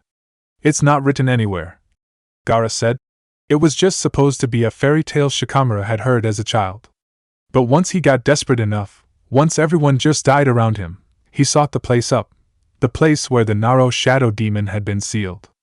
Meanwhile, Shikamaru's head was swinging from side to side, the same ridiculous grin on his lips. His whole body seemed to be made up by shadows. His eyes were focused on Haiden, his prey. It's not noticed much on him normally. The redhead continued. Just that he controls shadows better. But at times when his patience ends, when he's frustrated enough, the shadow demon's powers come out. And with that, each time, Shikamaru turns a little insane. Shikamaru was suddenly in front of Haiden, grin still there, eyes alight, a hand swinging down and with it, bringing a shadow blade. It tore right through Haiden's left arm. Kakuzu's eyes widened briefly in surprise, then narrowed as the man turned to him. Shadows clung to his arms and legs before he noticed, and Kakuzu was freaking out for the first time in a long time. I'll rip you to pieces, Shikamaru yelled. Won't be anything left but your fucking dead hearts and your blood. Shikaka made a move, but found himself stopped by Gaara's hand on his chest. Don't, Gaara said. There's nothing you can do. But dash. That Shikamaru, that man that's right there, he stopped being your son a long time ago.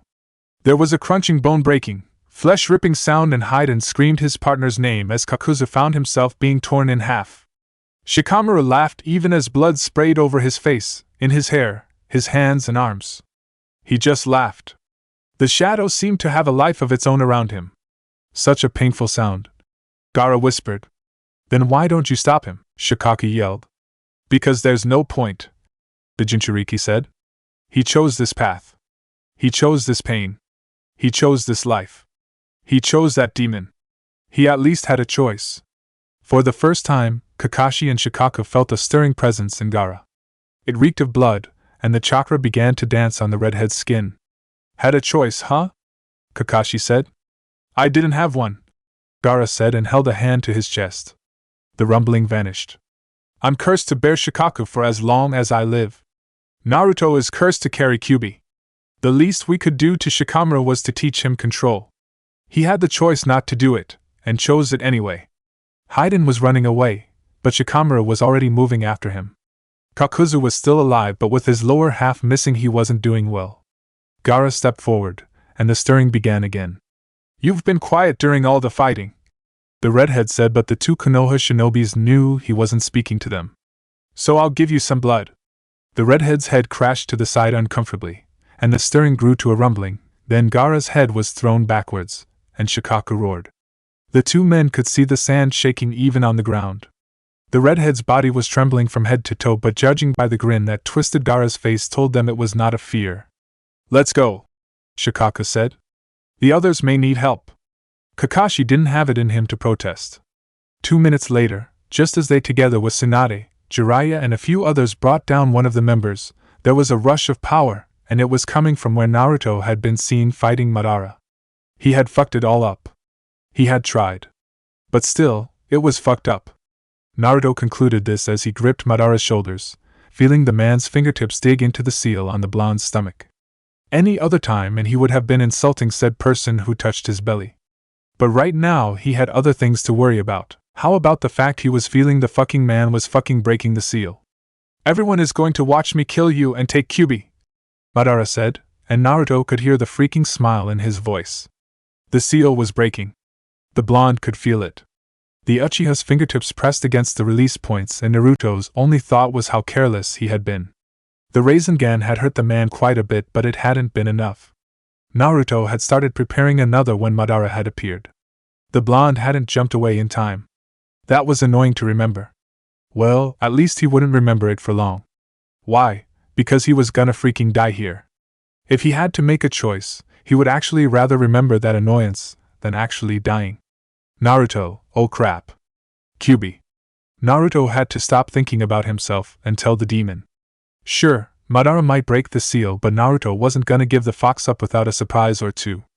And if it all worked out well, he had to give the fox up, but the thing that would seize the demon was freedom.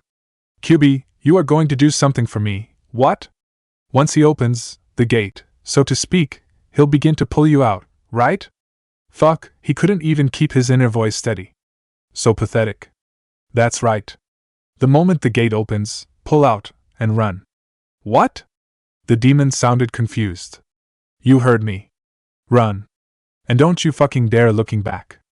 I can't just yes you can and you will. I don't give a rat's ass what you got to say now, you'll listen to me. Oh, screaming helped his voice keeping steady. At least the inner voice. He was sure his real voice was fucked. For once, you're gonna fucking listen to me. You are going to pull out and then run. That'll kill you. My mother lived after you had been pulled out, right? Naruto said. He tried to give the demon a smile, but had a feeling it failed. Plus blood was starting to dribble down his chin. I think I'll manage Madara before I die.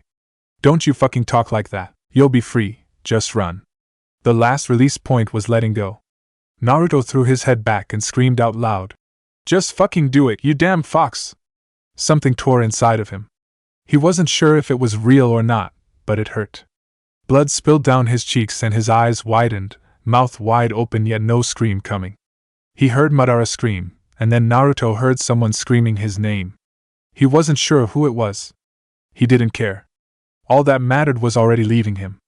The warmth Kyuubi had always provided was leaving his limbs.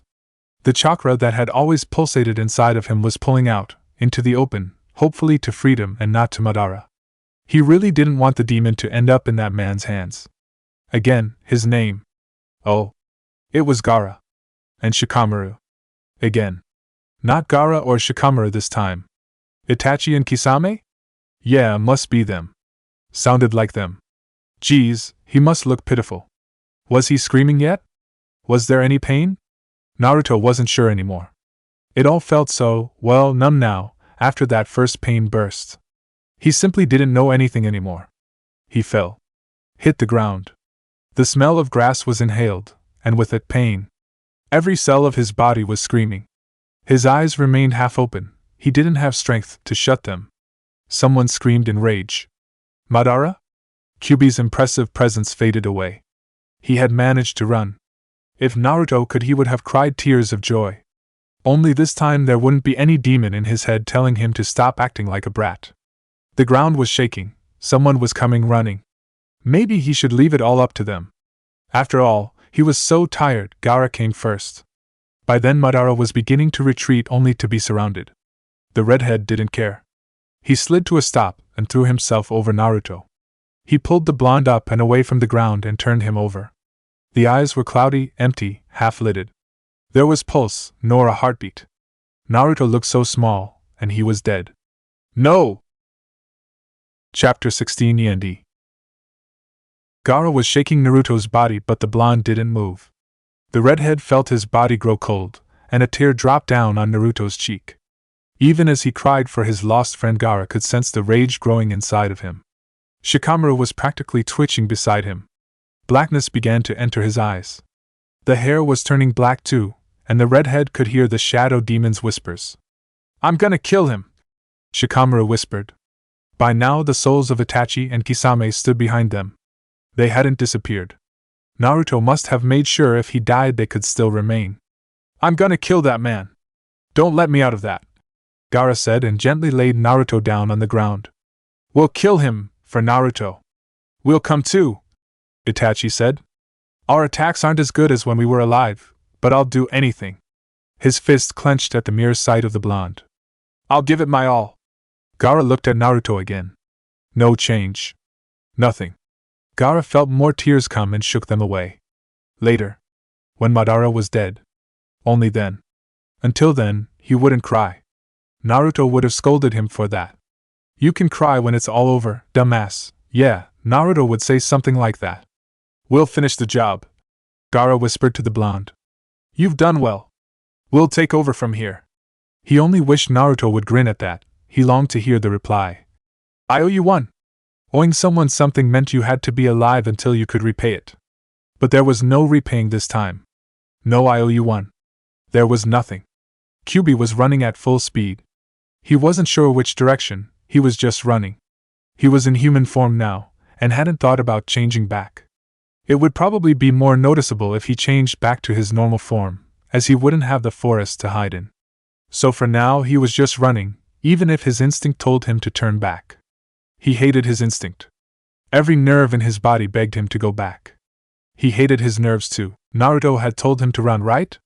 He should keep doing that, run so he would remain free. He thought that constantly. Let it repeat itself in his head. Despite that, he didn't feel at ease.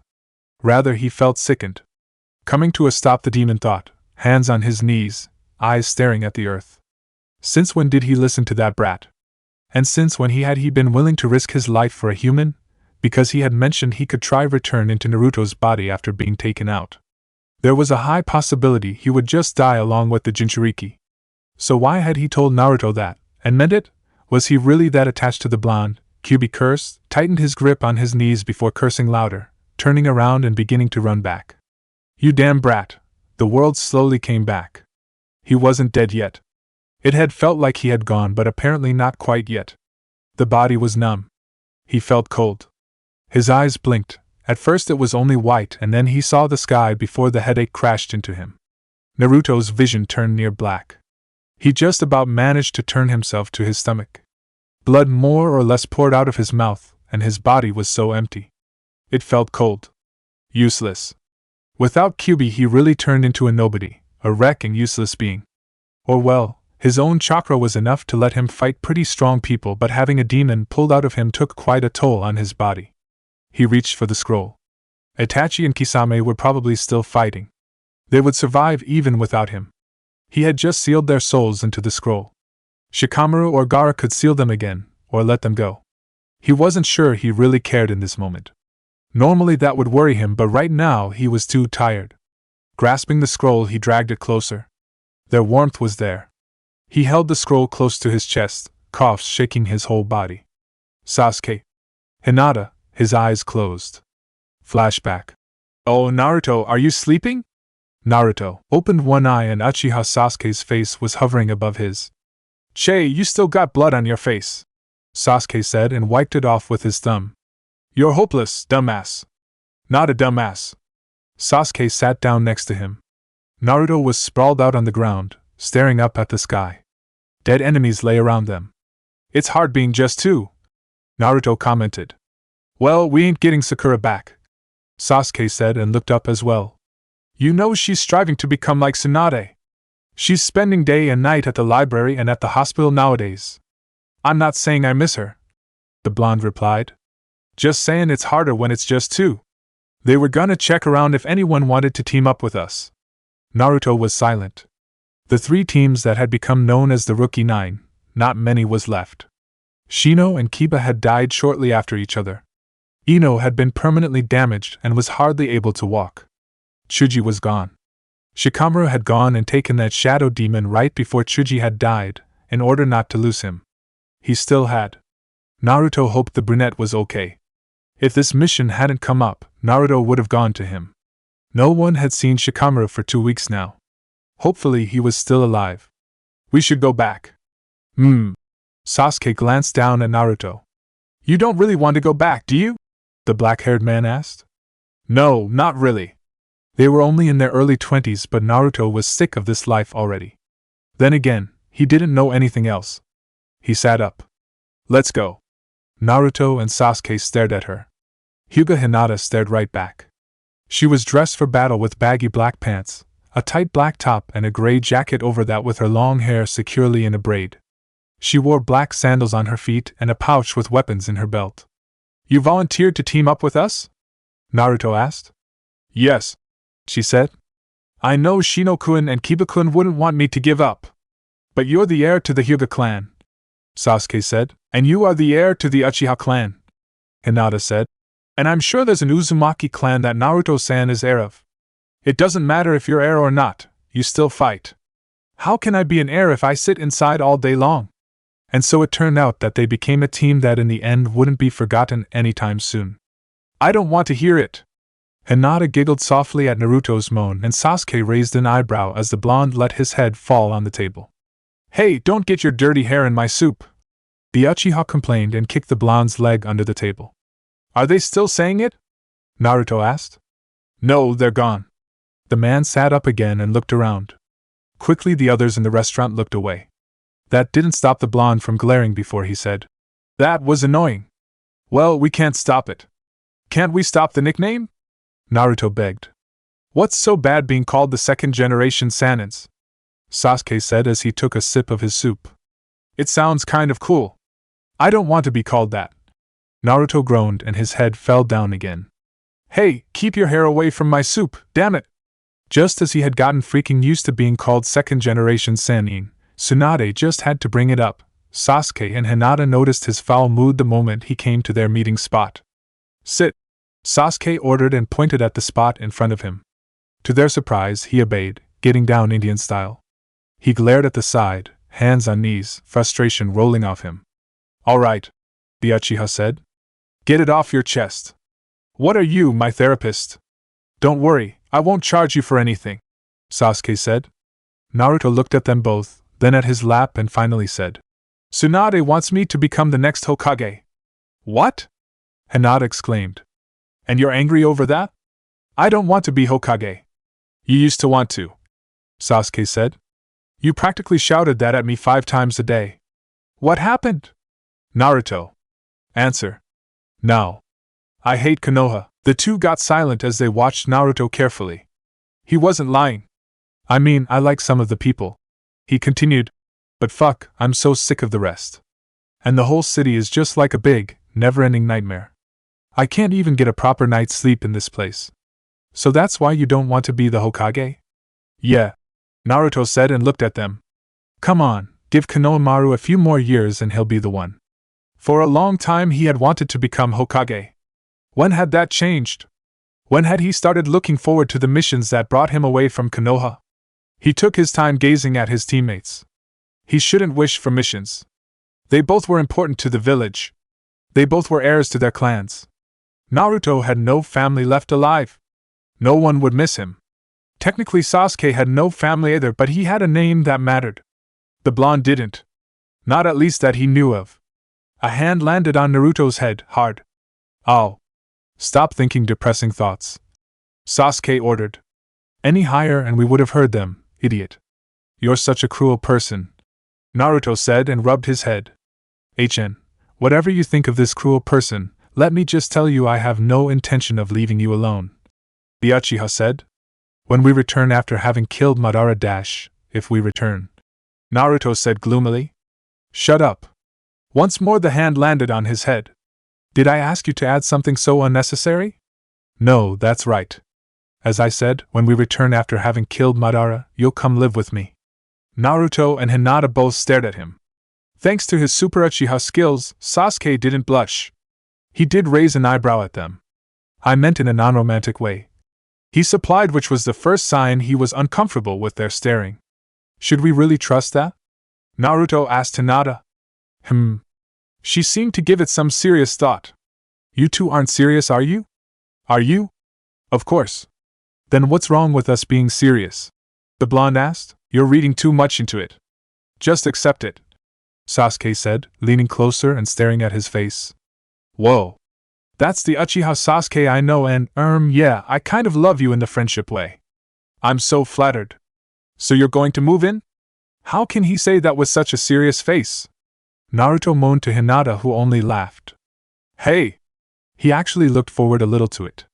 He had spent a lot of time at Sasuke's place, and knew his way around. But he didn't know what would happen. He didn't know. They must have been fighting Madara for at least an hour. Mostly dodging him and trying to find the perfect place to bring him down. Their options were dwindling quickly. They had one technique saved up, but whenever Sasuke or Hinata had mentioned it before, Naruto would yell at them despite it made him almost hyperventilate afterwards. But he knew they didn't have much choice left. The two were looking at him, pleading with him to do it. He didn't want to, he hadn't thought of this possibility. He should never have taught them the technique. He should never have even told them. A nod, and Sasuke and Hinata looked relieved. He felt sick. But none of them were strong enough to take on Madara head-on. Had he been given a little more time, he could have figured something out. He didn't care if it had killed him killing Madara. Just if they stayed safe. Madara looked around as they stopped. He turned to Naruto and said, "Are you planning something, Naruto-kun?" Naruto raised his right hand, palm facing the sky. Sasuke and Hinata repeated. They slammed their left feet into the ground and screamed, "Three-edge seal!" Madara swung around as chakra exploded up from the ground in a perfect triangle around him. Chakra roared through their bodies, ripped up from the deep foundations within them, and he turned back to Naruto. "What is this?" he asked. "It's a technique that kills anything within the triangle," Naruto said. His eyes were closed, his head bowed down. Slowly he lifted it and opened his eyes. He had a sad smile on his lips. "However, the strength required doing this technique is beyond humans." Madara's eye widened behind the mask. Before he had a chance to turn around to Sasuke and Hinata, the technique activated. He screamed. They blew away as the technique was cancelled. Toppled along the ground in the open space, Sasuke's body roused up a lot of dust until he slid to a stop. He didn't move. Hinata yelped as her arm broke under her weight, rolled a few more times before coming to a stop, panting harshly and blood dripping out of her mouth. Naruto felt exhausted. But he was alive. The demon kept him alive. Tears were already stinging at his eyes and he nearly didn't want to look up. He nearly didn't even want to have the demon to keep him alive. His right shoulder was throbbing around the branch, and he thought dizzily he really shouldn't make a habit of letting himself being impaled. "Naruto! Sasuke! Hinata!" Everything was sort of blurry, but then there she was, pale in the darkness, and there was blood coming from her mouth, and all of a sudden she was painfully clear. She looked at him, eyes wide, tears falling down, then they drew to the side, her lips trembling. Naruto moved his head. His eyes grew wide. The throbbing in his shoulder vanished, and was replaced by a throbbing in his heart. Kyuubi was saying something, but the blonde wasn't paying attention. "Sasuke!" Sasuke didn't move. He lay on his back, head slightly tilted, eyes open but vacant, and there had been blood rushing out of his mouth. His clothes were a bit dusty, and so was his hair. He looked relaxed, and both Naruto and Hinata knew he was dead. "Sasuke!" Hinata shrieked. "Sasuke!" She tried to get up only to have more blood dribbling out of her mouth. Kyuubi was screaming at Naruto, but he didn't care as he practically ripped his shoulder from the branch. The pain didn't register to him. He got up on his feet and ran over to his friend. He was still in blissful denial, got Sasuke up, and he could feel the absence of chakra. The Uchiha's body was completely devoid of chakra, and he buried his head into Sasuke's shoulder. Hinata had gotten over to them, and she was crying, slumping against Naruto and holding his head with one hand, the other cradling Sasuke's. The blonde could feel the faint remaining chakra in Hinata, and he cried harder. She wouldn't have long left. The next day his life in Konoha came to an end. He was summoned to the Hyuga house and followed behind one of the Hyugas, who led him to Hinata's room despite knowing the way there. He slid the door open and the Hyuga left. Hinata turned her head towards him. She was dressed in a simple kimono and her face was white. She was sitting, but it took much of her strength to do it. The woman watched Naruto sit down. His left eye was still slightly bruised, but to her relief the wound on his shoulder was gone. He didn't look as happy as she, and she knew why. "Naruto-san," she said. "I'm sorry for doing this to you. I can't believe I let you do it," Naruto whispered. "You both knew you would never survive it. Did Sasuke tell me all those things to give me false hope?" "No, he didn't. He wanted to live," Hinata said. "And he wanted you happy. But sometimes things don't work out the way you want it to. Try my whole life," the blonde said with jaws clenched. She smiled a bit, and then coughed. He looked up and saw blood trickling out. He took a cloth and cleaned it away, laying a hand on her trembling back as she continued to cough. "Naruto-san," she wheezed. "Don't talk. Where did you bury Sasuke-san?" The blonde swallowed. "Outside of Konoha," he whispered. "Sasuke didn't want to be buried where he could be found. Can you please take me there?" Her eyes were pleading. She was going to die. He couldn't deny her now. Naruto jumped down and set Hinata down. It wouldn't take the Hyugas long to figure out Hinata was missing, but by then it would already be too late. Hinata looked at the stone and the newly dug ground. "Bury me here," she said. "Okay," he said. "I'll be alone after this." Hinata began to say something but started to cough instead, and Naruto fell to his knees next to her. She grabbed a hold of his shirt, and he sat down on the ground, holding her. "Go," she said, exhausted. "Go to Gaara-san." His eyes widened. "Gaara?" he said. "Yes. He is the only one who deserves your kindness." She began to cough again, harder this time. Naruto held her closer. Blood sprayed her lips faintly. "Not even Tsunade-sama has earned it," she said and touched his cheek. "Maybe we didn't either. We just took, and never gave anything back, yet you remained with us, Naruto-san, you stayed with us." He clutched her shoulder, and tears spilled down onto her hand even as he moved his own up to hold it. "You did that to Sasuke-san, didn't you?" she asked, and he looked at her. Finally he nodded. "Do it to me too, Naruto-san, so that we can, once more, stay by your side." Her head began to fall backwards, her eyes slipping close, tears falling from them. A trickle of blood made its way down her cheek. Afterwards he closed up one of the scrolls, it reeking of chakra, and he stood up. 2 stones stood next to each other, and he had made sure the ground looked untouched. Konoha would probably have a hard time forgiving him for doing this, burying 2 important people in the middle of nowhere. He didn't write their names on the stones. He alone would ever know where Uchiha Sasuke and Hyuga Hinata were buried. End flashback. Naruto rolled up the scroll and moved his hand over the 2 seals with the names Sasuke and Hinata on them. It had been of desperation he had taken their souls with him. As long as their souls were there, he wasn't completely alone. Now he was dying too. He had one thing left to do though. Years later after their deaths he had found it out. One last option to defeat your enemy. "Stay with me," he breathed, and he felt Sasuke and Hinata hum in response through the scroll, into his hand. It prickled along his skin. He closed his eyes and focused.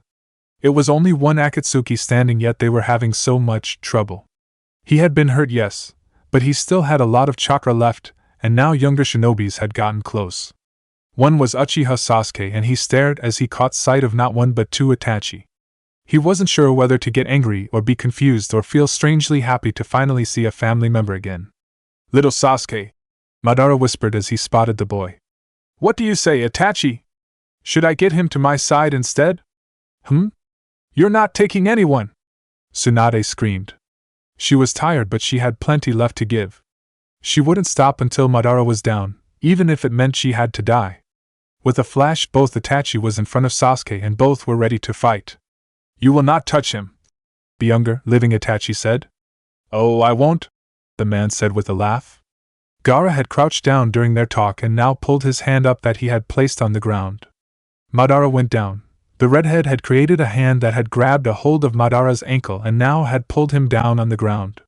Madara was about to get up when he happened to look to the side, beyond the others, and saw something that made his eye widen. He wasn't sure if he was seeing what he thought he saw. Turning back to the others, he saw they hadn't noticed.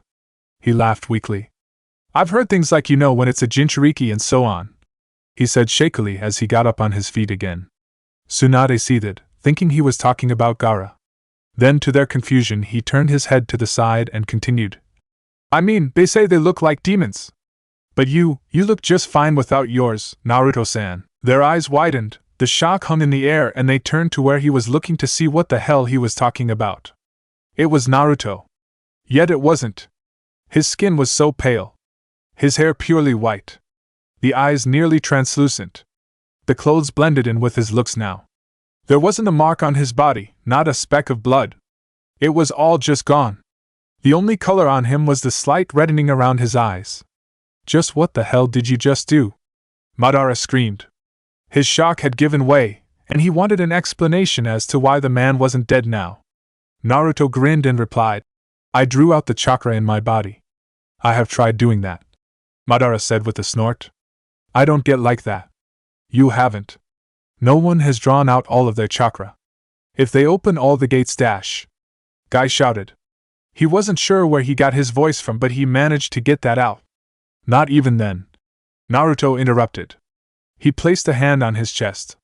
But if you draw out the chakra that makes your heart beat, your lungs breathe, your organs functioning, hell, even the chakra that makes your blood flow, then you definitely die, but for a little while, you get to know the feeling what it's like to be a god. He moved one hand out, and it was as if Madara was caught by an invisible arm and thrown away. I've been thinking a lot about the past today, Naruto said as he walked closer. The chakra was tearing up the ground where he was walking, and it was starting to swirl around his body. Last time I killed you, I lost 2 friends because of that. Because I wasn't strong enough. I couldn't keep them alive. Madara fought his way up. The strength behind the hit, or whatever it was, had taken his breath away. He focused on Naruto again. So what if you couldn't keep them alive? It's got nothing to do with me, he said. Naruto's eyes widened and then he vanished, appearing again above Madara and with a kick to the top of the man's head brought him down to the ground. Wrong! Naruto hissed. Old hatred began to boil inside of him. It's got everything to do with you, and with me. I wasn't strong enough, yes, but you weren't smart enough. Weren't smart enough? You're an idiot. The blonde informed and used another kick to send the man off. If you hadn't been an idiot, Sasuke and Hinata wouldn't have died. It was the first time he ever spoke of them out loud since they died. He had never mentioned it to Shikamaru and Gaara. If you hadn't lived, we wouldn't have had to use that technique. Naruto brought a fist to the man's stomach, making him gasp. The anger that had been bottled up for so long was coming out. They didn't have to die. They shouldn't have died. If I only had known about this back then only I had to die.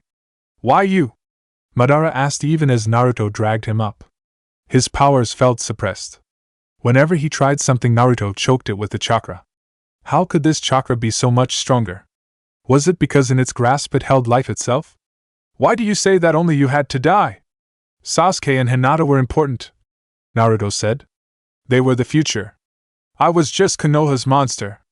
There was sadness in the former blonde's eyes that made it hard for Madara to look him in the eyes. Sasuke wanted me to live with him, Naruto said as he reached out with one hand. A blackish shape came out from his hand and slowly shaped the familiar scythe. Normally he had to bring it out from a scroll. Gaara stared at the scythe. Naruto had summoned it through sheer will. Naruto raised it even as he continued. He didn't want me to be alone. He wanted me to feel safe. For the first time in my life, I looked forward to something. And then he died. Because I wasn't strong enough. You think I'll feel sorry for you if you tell me this? Madara asked. He tried to ignore the scythe and get loose. Naruto's hand tightened around his throat and the man emitted a choking sound. No, I don't expect you to, Naruto said. Actually, I would have been surprised. I just wanted to say it. Once I just wanted to say it. Hinata and Sasuke were my future. When they died, I lost it. And now I'm going to lose it again. Only this time. I won't regret it. The scythe made a wide swing, and for a moment Madara thought Naruto had missed. Then there was a rush of the most powerful chakra he had ever felt, and someone screamed as Madara's lower body split from his upper, and blood just practically poured out. The man gurgled and felt blood choking him a little before he let it trickle out of his mouth even as he saw the world began to blacken. His enemy lowered him to the ground, the scythe apparently gone. When looking at Naruto now, in the blurriness, he looked like a sort of angel. A scary, powerful and blood-drenched one. How does it feel, being God? Madara whispered. Honestly? Yes. He wanted to hear the answer before it was all over. Naruto's mouth formed to a sad smile, and he replied. It feels lonely. That was the last thing Uchiha Madara heard. Gaara was kind of shell-shocked. That was why he couldn't react until Naruto actually fell down himself. Everything went overdrive after that, and Shikaka might have been screaming at him to stop acting like an idiot. He wasn't even aware how quickly he got to Naruto. He just fell down on his knees and turned him over. This time Naruto's eyes looked at him. They were probably scary for someone who wasn't used to demon-like appearances, but for Gaara it didn't matter. Naruto, heh? I'm sorry. Naruto coughed, and blood came up. It slid down his cheeks, dark against his pale skin. Looks like the chakra's leaving, no? Yes, it is. You, take care, you know? You and Shikamaru, Naruto! Shikamaru dropped to his knees next to Naruto, and looked at Gaara, who shook his head. No, hey, it's okay. I guess. You guess? You idiot! Shikamaru shouted. How the fuck are we supposed to think it's okay? I'm sorry, the man said again. I didn't want this to happen again to anyone, so I'm kinda just trying to be light about it. Well, stop with that, Shikamaru said. We don't feel any relieved because of it. Tell the truth instead. The truth?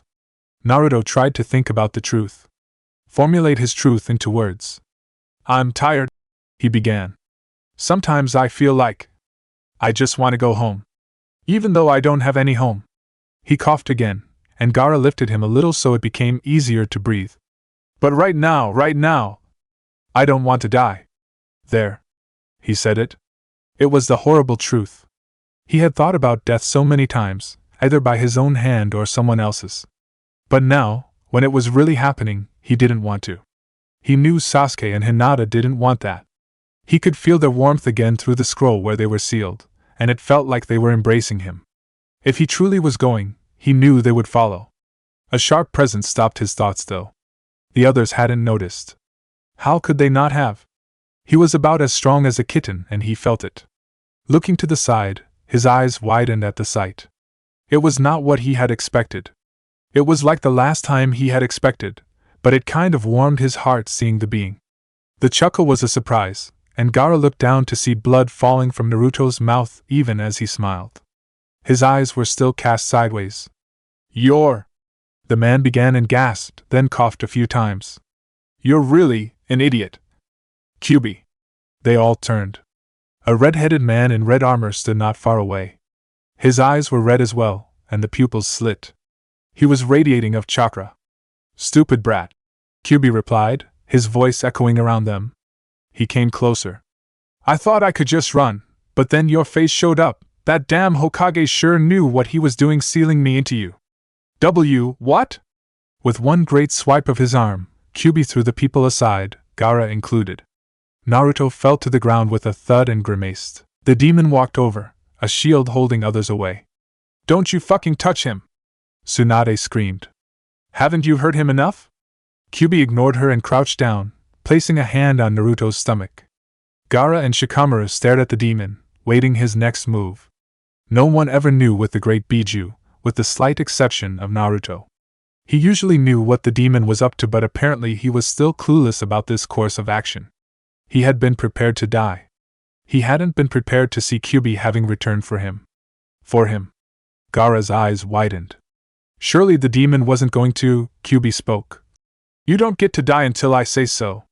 The demon's chakra exploded outwards, all around them, heavy and searing hot, flying so forcefully they had to shield their faces.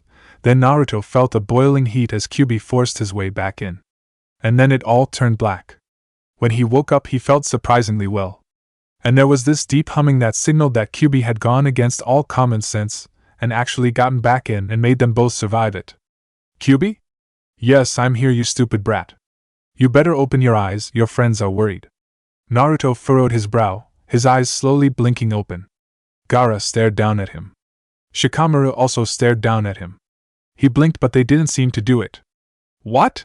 He rasped out irritably.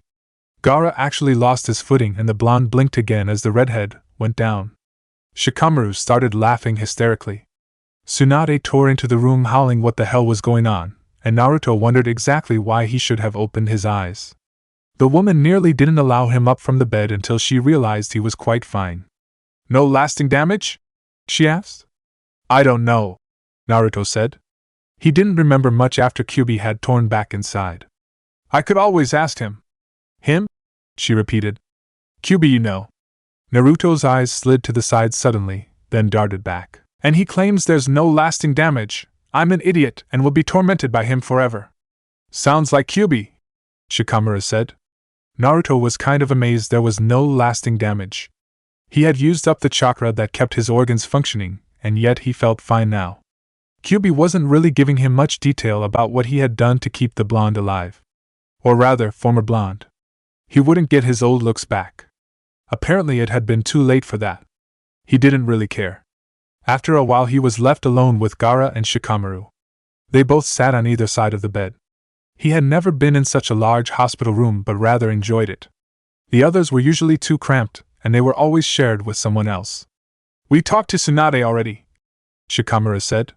Telling her about us, how we came here, you know, all that stuff we told Sandaime. Okay. And the rest of the village knows now, Gaara continued. Even the younger ones too. Your old team, for an example.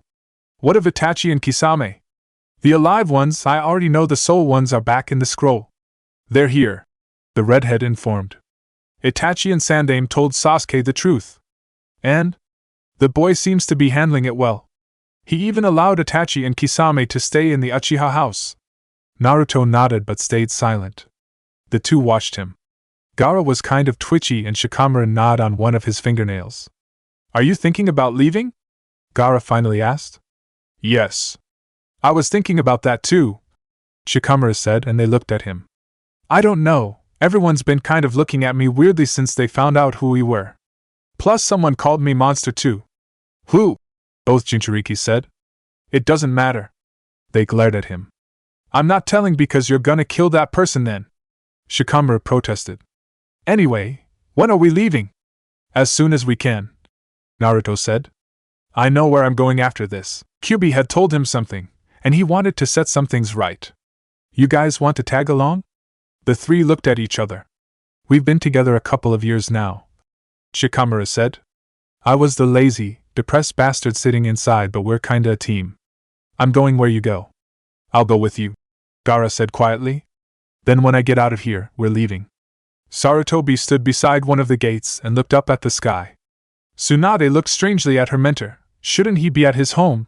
It had been 3 weeks since the attack, 2 days since Uzumaki Naruto had awoken once more, and things were starting to return back to normal. Konoha was now known as the village that destroyed the Akatsuki and had earned some reluctant respect from various villages around the shinobi world. Sarutobi-sensei? Jiraiya said uncertainly.